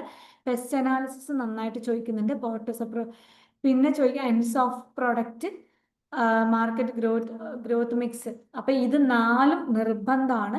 മിക്കെയിൻ 7 ഫ്രെയിംവർക്കും ബി സി ജിയും പെസ്റ്റും എൻഡ്സ് ഓഫ് പ്രൊഡക്റ്റും നന്നായിട്ട് നോക്കുക. അതുപോലെ പോർട്ടേഴ്സ് അപ്രോച്ച് ഒന്ന് നന്നായിട്ട് നോക്കി വെക്കുക.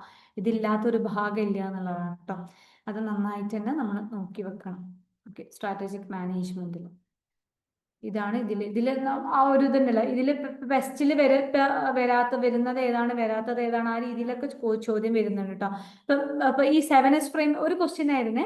7S ഫ്രെയിംവർക്ക് എന്ന് പറയുന്നത് ആരാണ് കോൺട്രിബ്യൂട്ട് ചെയ്തിട്ടുള്ളത്? സോ അതിന്റെ ആൻസർ എന്ന് പറയുന്നത് മെക്കെയിൻസൺ ആണ്. അപ്പൊ ആ രീതിയിൽ എന്ത് ചെയ്യാം, അതായത് ഇപ്പൊ വളരെ സിമ്പിൾ ആയിട്ടും ക്വസ്റ്റ്യൻസ് ഉണ്ട് എന്നുള്ളതാണ്. പക്ഷെ നമ്മൾ ഓർക്കില്ല ആ രീതിയിൽ ക്വസ്റ്റ്യൻ വരുന്നത്. പിന്നെ വരുന്ന ഒരു ഭാഗമാണ് മാർക്കറ്റിംഗ്. മാർക്കറ്റിംഗും വളരെ ഇമ്പോർട്ടൻ്റ് ആയിട്ടുള്ള ഒരു ഭാഗമാണ് കേട്ടോ. നല്ല രീതിയിൽ ക്വസ്റ്റ്യൻസ് വരുന്നുണ്ട് മാർക്കറ്റിന്റെ ഭാഗത്തുനിന്നും. അതിൽ നമ്മൾ കോൺസെപ്റ്റുകൾ പഠിച്ചു വെക്കണം. അപ്പൊ മാർക്കറ്റ് മിക്സ് ആയിക്കോട്ടെ, അല്ലെങ്കിൽ പ്രൊഡക്റ്റ് മിക്സ് ആയിക്കോട്ടെ, പ്രൊമോഷൻ മിക്സ് ആയിക്കോട്ടെ, എല്ലാ കോൺസെപ്റ്റുകളും നമ്മൾ പഠിച്ചു വെക്കണം. മാർക്കറ്റിംഗ് എന്ന് പറയുന്നതും ആരാണത് കോൺട്രിബ്യൂട്ട് ചെയ്തെന്ന് ചോദിക്കും. ഓക്കെ, അപ്പൊ ആ ഒരു പഠിച്ചു വെക്കണം. പിന്നെ market segmentation, new product development, അതുപോലെ പ്രൈസിങ്, കൺസ്യൂമർ ബൈയിങ് ബിഹേവിയർ എന്നൊക്കെ സ്റ്റെപ്സ് എന്ന രീതിയിലാണ് കേട്ടോ ക്വസ്റ്റ്യൻ വന്നിട്ടുള്ളത്. പിന്നെ അതുപോലെ സർവീസ് ക്വാളിറ്റി, അത് ആ ഒരു ഭാഗത്തുനിന്ന് നന്നായിട്ട് ക്വസ്റ്റ്യൻ വരുന്നുണ്ട്. മാർക്കറ്റിങ്ങിന്റെ ഭാഗത്തുനിന്നും നല്ല രീതിയിൽ തന്നെ ക്വസ്റ്റ്യൻസ്, ഇത്രയും കാര്യങ്ങൾ നിങ്ങൾ നന്നായിട്ട് പഠിച്ചു വെക്കുക. ഓക്കെ, മാർക്കറ്റിങ്ങിൽ കോൺസെപ്റ്റ് നന്നായിട്ട് നോക്കുക. അതുപോലെ കൺസ്യൂമർ ബൈ, അതിന്റെ ഒരു ക്വസ്റ്റ്യൻ ഞാൻ ഇവിടെ ആഡ് ചെയ്തിട്ടുണ്ട്. മാർക്കറ്റിംഗ് എന്ന് ചോദിച്ചിട്ടുള്ള ബിസിനസ് ബൈയിങ്ങിന്റെ പ്രോസസ്സാണ് ചോദിച്ചിട്ടുള്ളത്. Problem recognition, order routine specification, supplier selection, proposal, പിന്നെ അതുപോലെ പോസ്റ്റ് പർച്ചേസ്, ആ രീതിയിൽ ക്വസ്റ്റ്യൻ വന്നിട്ടുള്ളത്. അതിനാണ് കൊടുത്തിട്ടുള്ളത്. ഓക്കെ, നമ്മളൊന്ന് വേഗം പറഞ്ഞ സമയം ഇങ്ങനെ പോകുന്നുണ്ടല്ലോ, അതാണ്. ഒന്ന് നോക്കാം കേട്ടോ. ഇതാണ് അതിന്റെ ക്വസ്റ്റ്യൻ. ഇവിടെ നമുക്ക് എലിമിനേഷൻ മെത്തേഡ് യൂസ് ചെയ്യാം.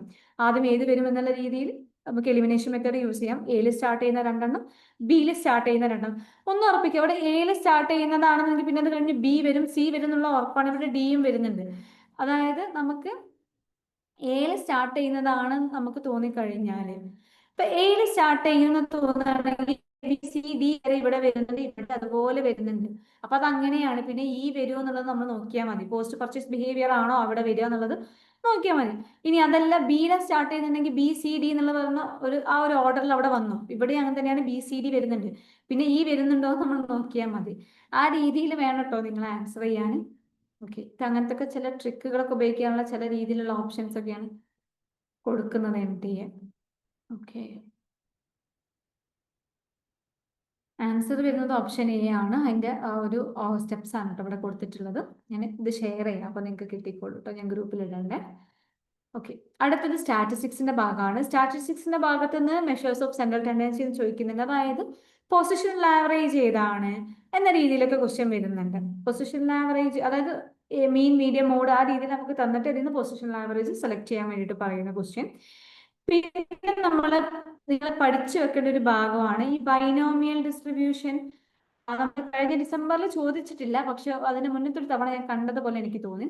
നോർമല്, അതുപോലെ പോയിസൺ, അതുപോലെ ബൈനോമിയൽ ഡിസ്ട്രിബ്യൂഷൻ, അതൊന്ന് ജസ്റ്റ് ഒരു ബേസ് നിങ്ങൾ ഉണ്ടാക്കിയെടുക്കുക കേട്ടോ. അതൊരു പുതിയ ടോപ്പിക് ആയിരിക്കാം, പക്ഷെ നിങ്ങൾക്ക് ചിലപ്പോൾ പുതിയ ടോപ്പിക് ആയിരിക്കാം. അപ്പോൾ ഒരു ബേസ് ഉണ്ടാക്കിയെടുക്കാം. പിന്നെ അതുപോലെ സാമ്പിളിങ്ങിൻ്റെ നിർബന്ധമായിട്ടും ക്വസ്റ്റ്യൻ വരുന്ന ഒരു ഭാഗമാണ്. ലിസ്റ്റ് ഔട്ട് ചെയ്യാൻ പറഞ്ഞിട്ട് അതിൽ നിന്ന് പ്രോബബിലിറ്റി സാമ്പിളിംഗ് ലിസ്റ്റ് ഔട്ട് ചെയ്യാൻ പറയാം, അല്ലെങ്കിൽ non probability sampling list out ചെയ്യാൻ പറയാം. ഹൈപ്പോത്തസിന്റെ ഭാഗത്ത് നിന്ന് ഇവിടെ ചോദിച്ചിട്ടുണ്ട്, പ്രൊസീജിയർ ചോദിച്ചിട്ടുണ്ട്, ടെസ്റ്റിംഗ് റിലേറ്റ് ചെയ്തിട്ടുള്ളതും ചോദിച്ചിട്ടുണ്ട്.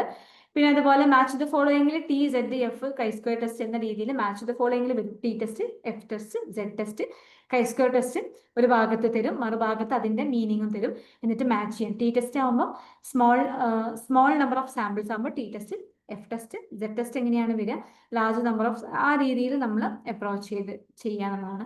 പിന്നെ കോറിലേഷൻ ആൻഡ് റിഗ്രഷൻ അനാലിസിസ്, ഇവിടെയും നിങ്ങൾ ഇക്വേഷൻ നന്നായിട്ട് പഠിച്ചു വെക്കണം കേട്ടോ. ഇവിടെ പ്രോബ്ലം സോൾവ് ചെയ്യുന്നതിനേക്കാൾ ഏറെ ഇക്വേഷൻ കറക്റ്റ് ചെയ്താന്ന് പിക്ക് ചെയ്യാൻ വേണ്ടിയിട്ടായിരിക്കും ഉണ്ടാവുക എന്നുള്ളതാണ്. ഓക്കെ, അപ്പൊ ഇത് നിങ്ങൾ പഠിച്ചു വെക്കാം. സ്റ്റാറ്റിസ്റ്റിക്സിന്റെ ഭാഗത്തു നിന്ന് കഴിഞ്ഞ തവണ ചോദിച്ചത് മെഷേഴ്സ് ഓഫ് സെൻട്രൽ ടെൻഡൻസി ചോദിച്ചു, മെഷേഴ്സ് ഓഫ് സെൻട്രൽ ടെൻഡൻസി ചോദിച്ചു. പിന്നെ അതുപോലെ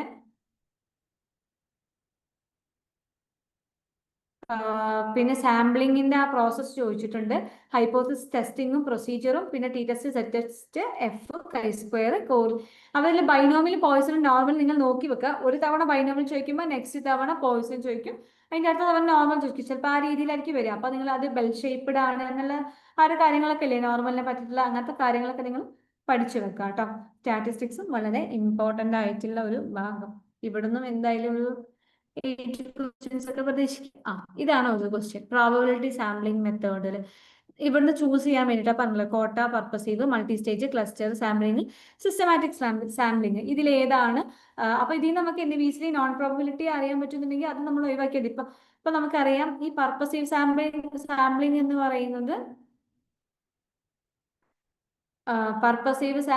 പറയുന്നത്, ഏതാണ്? നോൺ പ്രോബബിലിറ്റി ആണ്. അതായത് ബി വരൂല, ബി വരുന്ന ഓപ്ഷൻ ഒഴിവാക്കി. ഈസിലി ആൻസറിലേക്ക് എത്തി. ഓക്കെ, കൂടുതലായിട്ടൊന്നും നമ്മൾ പിന്നെ നോക്കണ്ട. എ വരൂല എന്നാണെന്നുണ്ടെങ്കിൽ ഇത് മാത്രമേ നമുക്ക് ഒഴിവാക്കാൻ പറ്റുള്ളൂ, വേറെ ഒന്നും ഒഴിവാക്കാൻ പറ്റൂല. പർപ്പസീവ് എന്നാൽ പർപ്പസീവ് ജഡ്ജ്മെന്റൽ എന്നൊക്കെ പറയുന്നത് നോൺ പ്രോബബിലിറ്റി സാമ്പിളിംഗ് ആയതുകൊണ്ട് അപ്പൊ ഇവിടെ ആൻസർ വരുന്നത് ഓപ്ഷൻ സി ആണ് എന്നുള്ളതാണ്. ഓക്കെ, അപ്പൊ ആ രീതിയിൽ പഠിച്ചു വെക്കാം കേട്ടോ. ഞാനൊന്ന് വേഗം വേഗം പോവാണ്, സമയം ഇങ്ങനെ പോയിക്കൊണ്ടിരിക്കുന്നു. ഓക്കെ ഓക്കെ, അതിന്റെ ഒരു ഗ്രാഫാണ് കേട്ടോ. പ്രോബബിലിറ്റി ഏതൊക്കെയാണ്, നോൺ പ്രോബബിലിറ്റി ഏതൊക്കെയാന്നുള്ള രീതിയിൽ ഒന്ന് തരം തിരിച്ചു കാണിച്ചു എന്നുള്ളത്. ഇനി ഓപ്പറേഷൻ മാനേജ്മെന്റിന്റെ ഭാഗത്തുനിന്ന് ഇവിടുന്ന് ഒരു 4-5 ടൈപ്പ് ക്വസ്റ്റ്യൻസ് നമ്മൾ പ്രതീക്ഷിച്ചാൽ മതി. പക്ഷെ അതിൽ നമ്മൾ CPM, PERT, അതുപോലെ ഓപ്പറേഷൻ റിസർച്ച്, 6 സിഗ്മ, കേസൺ, അതുപോലെ സ്റ്റാറ്റിസ്റ്റിക്കൽ ക്വാളിറ്റി കൺട്രോൾ അല്ലെങ്കിൽ ക്വാളിറ്റി സർക്കിൾസ്, ഈ 5 ടോപ്പിക് നിർബന്ധമായിട്ട് നമ്മൾ പഠിച്ചെടുക്കണം. ഈ രീതിയിലാണ് കഴിഞ്ഞ തവണ ചോദിച്ചിട്ടുള്ളത്. 6 സിഗ്മയെന്ന് ചോദിച്ചിട്ടുണ്ട്. ദെൻ ഓപ്പറേഷൻ റിസർച്ചിന്റെ പ്രോസസ് ചെയ്യാൻ വേണ്ടി ചോദിച്ചിട്ടുണ്ടായിരുന്നു. ദെൻ PERT, CPM വെച്ചിട്ട് നമുക്ക് മാച്ച് ദ ഫോളോയിങ് ആയിട്ട് 2 തവണ മാച്ച് ദ ഫോളോയിങ് ചോദിച്ചിട്ടുണ്ട് കഴിഞ്ഞ ഡിസംബറിൽ. ദെൻ കേസൺ റിലേറ്റ് ചെയ്തിട്ടുള്ള ക്വസ്റ്റ്യൻസും ചോദിച്ചിട്ടുണ്ട്. അപ്പൊ അതിൽ നിന്ന് ഒരു ക്വസ്റ്റ്യൻ ഞാൻ ഇവിടെ എടുത്തിട്ടുണ്ട്. അതായത് പ്രൊജക്ട് മാനേജ്മെന്റിൽ നമ്മൾ യൂസ് ചെയ്യുന്നത് ഏതാന്നുള്ള രീതിയിൽ ചോദിച്ചിട്ടുണ്ട്. അപ്പൊ പെർട്ടാണ് നമ്മൾ ആ ഒരു രീതിയിൽ യൂസ് ചെയ്യുന്നത്. അപ്പൊ പെർട്ടിന്റെ ഫുൾ ഫോം എന്താന്ന് പഠിക്കുക. പെർട്ട് എന്ന് പറയുന്നത് പ്രൊജക്ട് മാനേജ്മെന്റ് യൂസ് ചെയ്യുന്നതാണെന്ന് മനസ്സിലാക്കി വെക്കുക. ഈ ബാക്കി ഓപ്ഷൻസ് മനസ്സിലാക്കുക. EOQ എന്ന് പറയുന്നത് എക്കണോമിക് ഓർഡർ ക്വാണ്ടിറ്റി ആണ്, ഇൻവെന്ററി റിലേറ്റ് ചെയ്തിട്ടുള്ളതാണ്. VAM എന്ന് പറയുന്നത് വോക്സ് അപ്രോക്സിമേഷൻ മെത്തേഡ് ആണ്. അതുപോലെ LCM എന്ന് പറയുന്നത് ലീസ്റ്റ് കോമൺ മൾട്ടിപ്പിൾസ് ആണ്. അപ്പം ഇത് ഏതൊക്കെ രീതിയിൽ ഏതുമായി ബന്ധപ്പെട്ടതാണെന്നും കൂടെ നിങ്ങൾ മനസ്സിലാക്കിയാൽ നിങ്ങൾക്ക് ഇവിടെയും ഈസിലി ആൻസറിലേക്ക് എത്താൻ പറ്റും. 10 പ്രൊജക്ട് മാനേജ്മെന്റ് റിലേറ്റ് ചെയ്തിട്ടുള്ളത്. മറ്റേതൊക്കെ ട്രാൻസ്പോർട്ടേഷൻ, അതുപോലെ മാത്സ്, അതുപോലെ ഇൻവെന്ററി കൺട്രോൾ റിലേറ്റ് ചെയ്തിട്ടുള്ള ഓപ്ഷൻസ് ആണെന്നുള്ളതും മനസ്സിലാക്കി വെക്കുക കേട്ടോ. ഓക്കെ, ഇനി അടുത്തതാണ് ഇന്റർനാഷണൽ ബിസിനസ്സിൽ നമുക്ക് വളരെ ഇമ്പോർട്ടന്റ് ആയിട്ട് നോക്കേണ്ടത് ഇന്റർനാഷണൽ ട്രേഡിന്റെ തിയറീസ്. ഇപ്പൊ നിങ്ങൾ ഒരുപാട് തവണ ക്വസ്റ്റ്യൻ പേപ്പറിൽ കണ്ടിട്ടുണ്ടാവും. അതായത് ഒരു ഭാഗത്ത് നമുക്ക് തിയറീസ്, അതായത് ഇപ്പോൾ absolute advantage, comparative advantage, factor endowment എന്ന രീതിയിൽ തരും. അത് മറുവശത്ത് അതിന്റെ ഓതേഴ്സ്, അതാരാണ് കോൺട്രിബ്യൂട്ട് ചെയ്തുള്ള രീതിയിൽ ഇപ്പൊ എന്താ പറയുക, എക്ചറോയിലിൻ അല്ലെങ്കിൽ നമ്മുടെ ഇത് കോൺട്രിബ്യൂട്ട് ചെയ്ത ആളുകളുണ്ടല്ലോ, എക്ചറോയിലിൻ, അതുപോലെ അബ്സല്യൂട്ട് അഡ്വാൻറ്റേജ്, ആദം സ്മിത്ത് എന്ന രീതിയിലൊക്കെ മറുവശത്ത് കൊടുക്കും, ഡേവിഡ് റിക്കാർഡോ. എന്നിട്ട് നമ്മളോട് പറയും മാച്ച് ദ ഫോളോയിങ് എന്ന രീതിയിലാണ് തിയറീസ് ഓഫ് ഇന്റർനാഷണൽ ട്രേഡിൽ ക്വസ്റ്റ്യൻസ് കണ്ടിട്ടുള്ളത്. അപ്പൊ അത് ആ രീതിയിൽ തന്നെ നിങ്ങൾ പഠിക്കുക. അപ്പൊ നിങ്ങളൊരു 10 ക്വസ്റ്റ്യൻ പേപ്പർ പഠിക്കുമ്പോൾ തന്നെ നിങ്ങൾക്ക് എന്ത് ചെയ്യാൻ പറ്റും, ഏകദേശം ക്വസ്റ്റ്യൻസ് നന്നായിട്ട് കണക്റ്റഡ് ആവും നിങ്ങൾക്ക്. ഓക്കെ, അപ്പൊ തിയറീസ് ഓഫ് ഇന്റർനാഷണൽ ട്രേഡിൽ അങ്ങനെയാണ് പഠിക്കേണ്ടത്. ഓതേഴ്സിനെ വെച്ചിട്ട് പഠിക്കുക. ദെൻ ബാലൻസ് ഓഫ് പേയ്മെന്റ് വെച്ചിട്ടുള്ള ക്വസ്റ്റ്യൻസ് ഉണ്ട്. വേൾഡ് ട്രേഡ് ഓർഗനൈസേഷൻ എന്ന രീതിയിൽ ക്വസ്റ്റ്യൻ വന്നിട്ടുണ്ട്, WTO. പിന്നെ അതുപോലെ ഇന്റർനാഷണൽ ട്രേഡ് പ്രൊസീജിയേഴ്സും ഡോക്യുമെന്റേഷനും, എക്സിം പോളിസി, പിന്നെ IMF-ഉം വേൾഡ് ബാങ്ക്, അത് ഒരിക്കലും ഒഴിവാക്കുന്നത്. അതിൽ നമുക്ക് വേൾഡ് ബാങ്കിൽ അണ്ടറിൽ വരുന്ന ഇൻസ്റ്റിറ്റ്യൂഷൻസ് ഏതൊക്കെയാണ്, അല്ലെങ്കിൽ IMF ആ രീതിയിൽ, പിന്നെ ഓർഡർലി അറേഞ്ച് ചെയ്യാനൊക്കെ ചോദിച്ചിട്ടുണ്ട്, ഓരോ ഇയർ വെച്ചിട്ട് ആ രീതിയിലൊക്കെ ക്വസ്റ്റ്യൻസ് വരുന്നുണ്ട്. പിന്നെ ഇന്റർനാഷണൽ ബിസിനസ് ആണെങ്കിലും അതിന്റെ സിലബസിൽ നമ്മളിലുള്ള ഒന്നാണ് MIS, മാനേജ്മെന്റ് ഇൻഫർമേഷൻ സിസ്റ്റം, അതുപോലെ DSS-ഉം.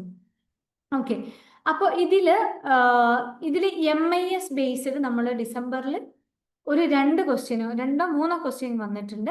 DSS ബേസ് ചെയ്തിട്ട് മാച്ച് ദ ഫോളോയിങ്ങിലും ചോദിച്ചിട്ടുണ്ട്, ഡാറ്റാബേസ് സോഫ്റ്റ്വെയർ ആ രീതിയിൽ മാച്ച് ദ ഫോളോയിങ് ആയിട്ടും ചോദിച്ചിട്ടുണ്ട്. അപ്പൊ അത് രണ്ടും നിങ്ങൾ പഠിച്ചു വെക്കണം.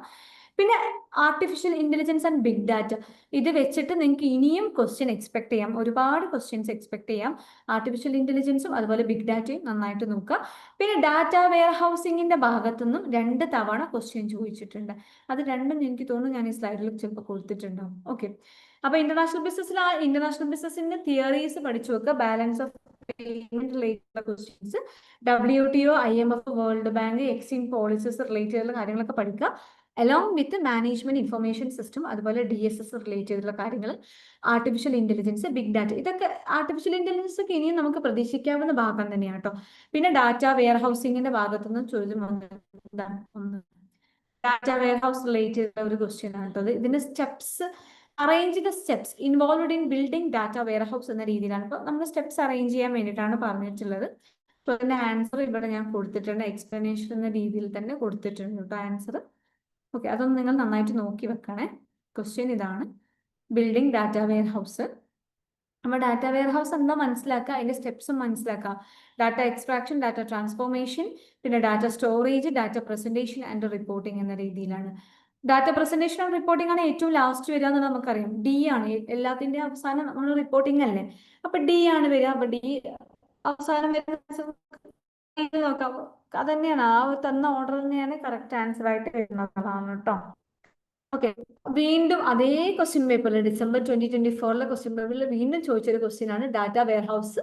ആ ഭാഗത്ത് തന്നെ പിന്നെയും ക്വസ്റ്റ്യൻ വന്നു, data wear house is primarily എന്താണ്, ഒരു സെൻട്രൽ റെപ്പോസിറ്ററി ഫോർ ഇന്റഗ്രേറ്റഡ് ഡാറ്റയാണ് ഡാറ്റ വെയർ ഹൗസ് എന്ന് പറയുന്നത്.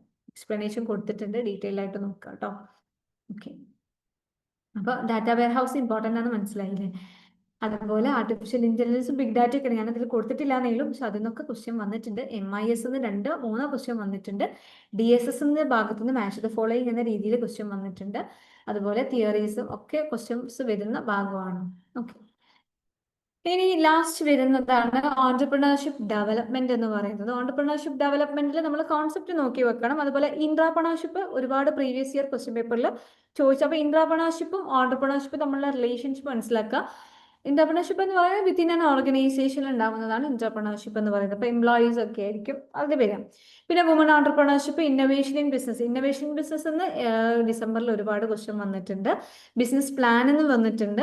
പിന്നെ അതുപോലെ SSI സിക്ക് ഇൻഡസ്ട്രിയൽ യൂണിറ്റിന്റെ ഭാഗത്തുനിന്ന് ക്വസ്റ്റ്യൻ വന്നിട്ടുണ്ട്. അതുപോലെ ഫിനാൻഷ്യൽ ഇൻസ്റ്റിറ്റ്യൂഷൻ.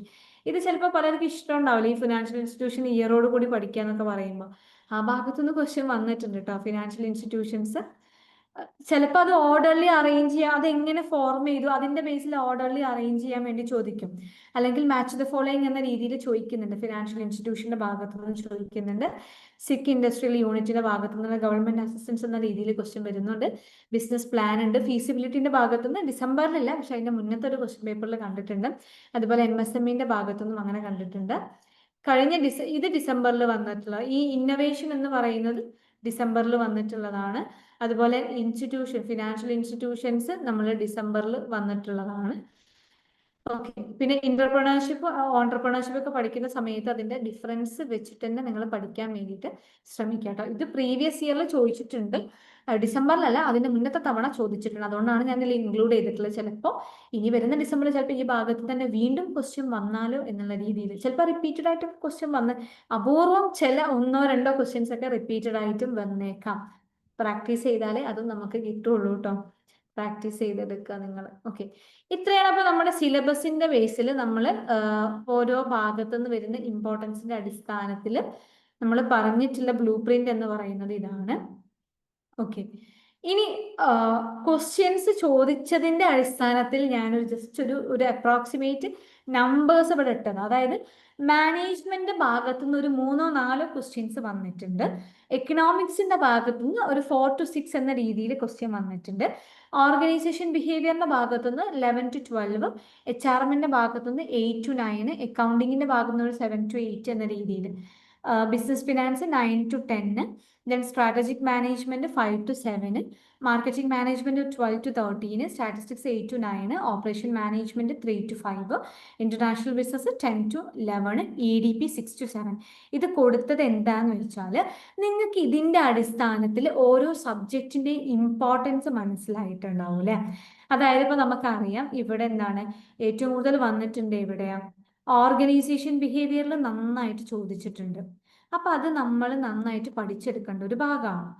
പിന്നെ അതുപോലെ നമുക്ക് മാർക്കറ്റിംഗ് മാനേജ്മെന്റിന് വന്നിട്ടുണ്ട്, ഇന്റർനാഷണൽ ബിസിനസ് എന്ന് വന്നിട്ടുണ്ട്, പിന്നെ അക്കൗണ്ടിംഗ് എന്ന് വന്നിട്ടുണ്ട്, അതുപോലെ ബിസിനസ് ഫിനാൻസ് എന്ന് വന്നിട്ടുണ്ട്, സ്റ്റാറ്റിസ്റ്റിക്സ് എന്നും EDP എന്നും വന്നിട്ടുണ്ട്, സ്ട്രാറ്റജിക് മാനേജ്മെന്റ്. ഇത്രയും ക്വസ്റ്റ്യൻസ് നന്നായിട്ട് ചോദിച്ചിട്ടുണ്ട്. ഇപ്പൊ ഇവിടെ മാനേജ്മെന്റിൽ ഒരു 3 to 4, എക്കണോമിക്സിൽ ഒരു 4 to 6, അതേപോലെ ഓപ്പറേഷൻ മാനേജ്മെന്റ് 3 to 5, ആ രീതിയിലേ വന്നിട്ടുള്ളൂ.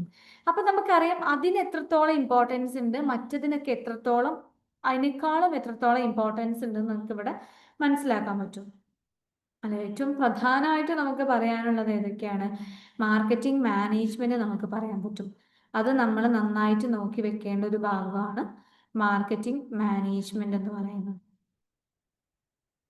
മാർക്കറ്റിംഗ് മാനേജ്മെന്റ് നന്നായിട്ട് നോക്കണം, സ്റ്റാറ്റിസ്റ്റിക്സ് നോക്കണം, പിന്നെ അതുപോലെ അക്കൗണ്ടിങ്ങിന്റെ ഭാഗം, ബിസിനസ് ഫിനാൻസ് നോക്കണം, ഓർഗനൈസേഷൻ ബിഹേവിയർ നോക്കണം, HR.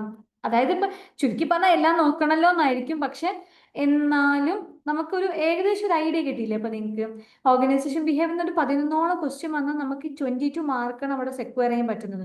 അതുപോലും അറിയില്ല എന്നുണ്ടെങ്കിൽ അത്രയും മാർക്ക് നമ്മൾ പിറകോട്ടായി. ഇനിയിപ്പോൾ നിങ്ങളൊരു ഓപ്പറേഷൻ മാനേജ്മെന്റ് പഠിക്കുന്ന സമയത്ത് ഒരു 4-5 ക്വസ്റ്റ്യൻ വന്നു, അതായത് 4 into 2 എന്ന രീതിയിൽ ഒരു 8 മാർക്ക് നിങ്ങൾക്ക് ചിലപ്പോൾ അവിടെ സ്കിപ്പ് ആവുള്ളൂ. പക്ഷെ അതും സ്കിപ്പ് ആവാൻ പാടില്ല കേട്ടോ. 8 മാർക്കും അങ്ങനെ സ്കിപ്പ് ആവുക എന്ന് പറയുന്നത് അതൊരു എന്താ പറയാ, നമ്മൾ ബാക്കോട്ട് വരിക തന്നെയാണ് ചെയ്യുക. അതിൽ ഒന്നൊക്കെ മീൻസ് തെറ്റിയാലും കുഴപ്പമില്ല, 8 തെറ്റെന്ന് പറയുമ്പോൾ അത് ഭയങ്കര മോശം തന്നെയായിരിക്കും. മീൻസ് മോശം ഇൻ ദ സെൻസ് മാർക്കിൽ നമ്മൾ ബാക്കോട്ട് ആയിരിക്കും. അപ്പൊ ഇതിന്റെ അടിസ്ഥാനത്തിൽ നിങ്ങൾ ഇത് മനസ്സിലാക്കി വെക്കുക. സബ്ജക്റ്റിന്റെ ഇമ്പോർട്ടൻസ് ഇപ്പൊ നിങ്ങൾക്ക് മനസ്സിലായിട്ടുണ്ടാവും അല്ലെ. ഇത് കാണാൻ വേണ്ടിയിട്ടാണ് ഞാൻ ഇത് കൊടുത്തിട്ടുള്ളത് കേട്ടോ. ഐ തിങ്ക് ഇറ്റ്സ് ക്ലിയർ അല്ലേ? ആർക്കെങ്കിലും എന്തെങ്കിലും ചോദിക്കാനുണ്ടെങ്കിൽ ചോദിക്കാം. ഏകദേശം നമ്മുടെ സെഷൻസ് ഇതോടുകൂടി വൈൻഡപ്പ് ചെയ്യാം നമുക്ക്. എന്തെങ്കിലും ചോദിക്കാനുണ്ടോ? ഓക്കെ, ഞാൻ ജസ്റ്റ് ഒന്ന് ഇത് ഓർമ്മപ്പെടുത്തിയെന്നേ ഉള്ളൂ കേട്ടോ. അത് ഞാൻ വേണം നിങ്ങളെ ഗ്രൂപ്പിൽ ഇടാം. ഐ തിങ്ക് നിങ്ങൾക്ക് ഇപ്പൊ സബ്ജക്റ്റിന്റെ ഒരു ഇമ്പോർട്ടൻസ് നിങ്ങൾക്ക് മനസ്സിലായിട്ട്, ചിലവർക്ക് തിയറീസ് പഠിക്കാനായിരിക്കും ഇഷ്ടം, പ്രോബ്ലംസ് ഇഷ്ടമല്ല, പക്ഷെ പ്രോബ്ലം പാർട്ടിന് ഇമ്പോർട്ടൻസ് ഉണ്ടെന്ന് മനസ്സിലാക്കി വെക്കുക കേട്ടോ. സ്റ്റാറ്റി ആയിക്കോട്ടെ, FM ആയിക്കോട്ടെ, അല്ലെങ്കിൽ നമ്മുടെ എന്താ പറയുക അക്കൗണ്ട്സ് ആയിക്കോട്ടെ, ഇമ്പോർട്ടൻസ് ഉണ്ട് അതിനെന്നുള്ളത് മനസ്സിലാക്കി വെക്കുക. ഓക്കെ ഓക്കെ, ഇത് നമ്മുടെ JRF ബാച്ചിന്റെ ഒരു ഇൻട്രൊഡക്ഷൻ. നേരത്തെ പറഞ്ഞ പോലെ തന്നെ അഡ്മിഷൻ എടുക്കാൻ താല്പര്യം ഉണ്ടെങ്കിൽ JRF ട്രാക്ക് ബാച്ചിലേക്ക് താഴെ കാണുന്ന നമ്പറിൽ നിങ്ങൾ വിളിക്കുക. അതിന്റെ ഫീച്ചേഴ്സ് ആണ് ഇപ്പോൾ നിങ്ങൾ ഇവിടെ കാണുന്നത്. ഓക്കെ, 5 AM JRF ക്ലബ് ഒക്കെ വളരെ എഫക്റ്റീവ് ആണ് കേട്ടോ. നമുക്ക് പേപ്പർ 1 ഒക്കെ ടഫ് ഉള്ളവർക്ക്, അതിന് മാത്രമല്ല എല്ലാ സബ്ജക്റ്റിനും എന്തുണ്ട്, JRF ക്ലബ് ഉണ്ട്. പക്ഷെ പേപ്പർ 1 അനീസ് സാർ തന്നെയാണ്, അനീസ് സാറും അതുപോലെ സബിത മാം ഒക്കെ ഉള്ള പേപ്പർ 1 ക്ലാസ്സുകൾ ഉണ്ട്. വളരെ എഫക്റ്റീവ് ആയിട്ടുള്ള ക്ലാസ് തന്നെയാണ്. 5 AM JRF ക്ലബ് എന്നാണ് അതിന് പറയുന്നത്. രാവിലെ 5 മണിക്കാണ് ക്ലാസ് സ്റ്റാർട്ട് ചെയ്യുക. അപ്പോൾ ഒരു ഉണർന്ന് പഠിക്കാൻ പറ്റിയ ഒരു സമയമാണെന്ന് പറയാൻ പറ്റും. ഓക്കെ, ആർക്കെങ്കിലും എന്തെങ്കിലും ചോദിക്കാനുണ്ടോ? അതുമായി ബന്ധപ്പെട്ട എന്തെങ്കിലും ചോദിക്കാനുണ്ടെങ്കിൽ ചോദിക്കാം. It's your turn.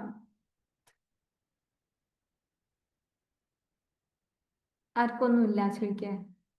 ഓക്കെ, നിങ്ങൾ ഇതിന്റെ അടിസ്ഥാനത്തിൽ പഠിക്കുക കേട്ടോ, നന്നായിട്ട് പഠിക്കാം. ഒരു 10 ഓർ മോർ എന്താ പറയുക ക്വസ്റ്റ്യൻസ് നിങ്ങൾ എന്തായാലും ഇതിൽ സോൾവ് ചെയ്യാം കേട്ടോ. ഇന്ന് തൊട്ട് തന്നെ നിങ്ങൾ ശ്രമിക്കുക.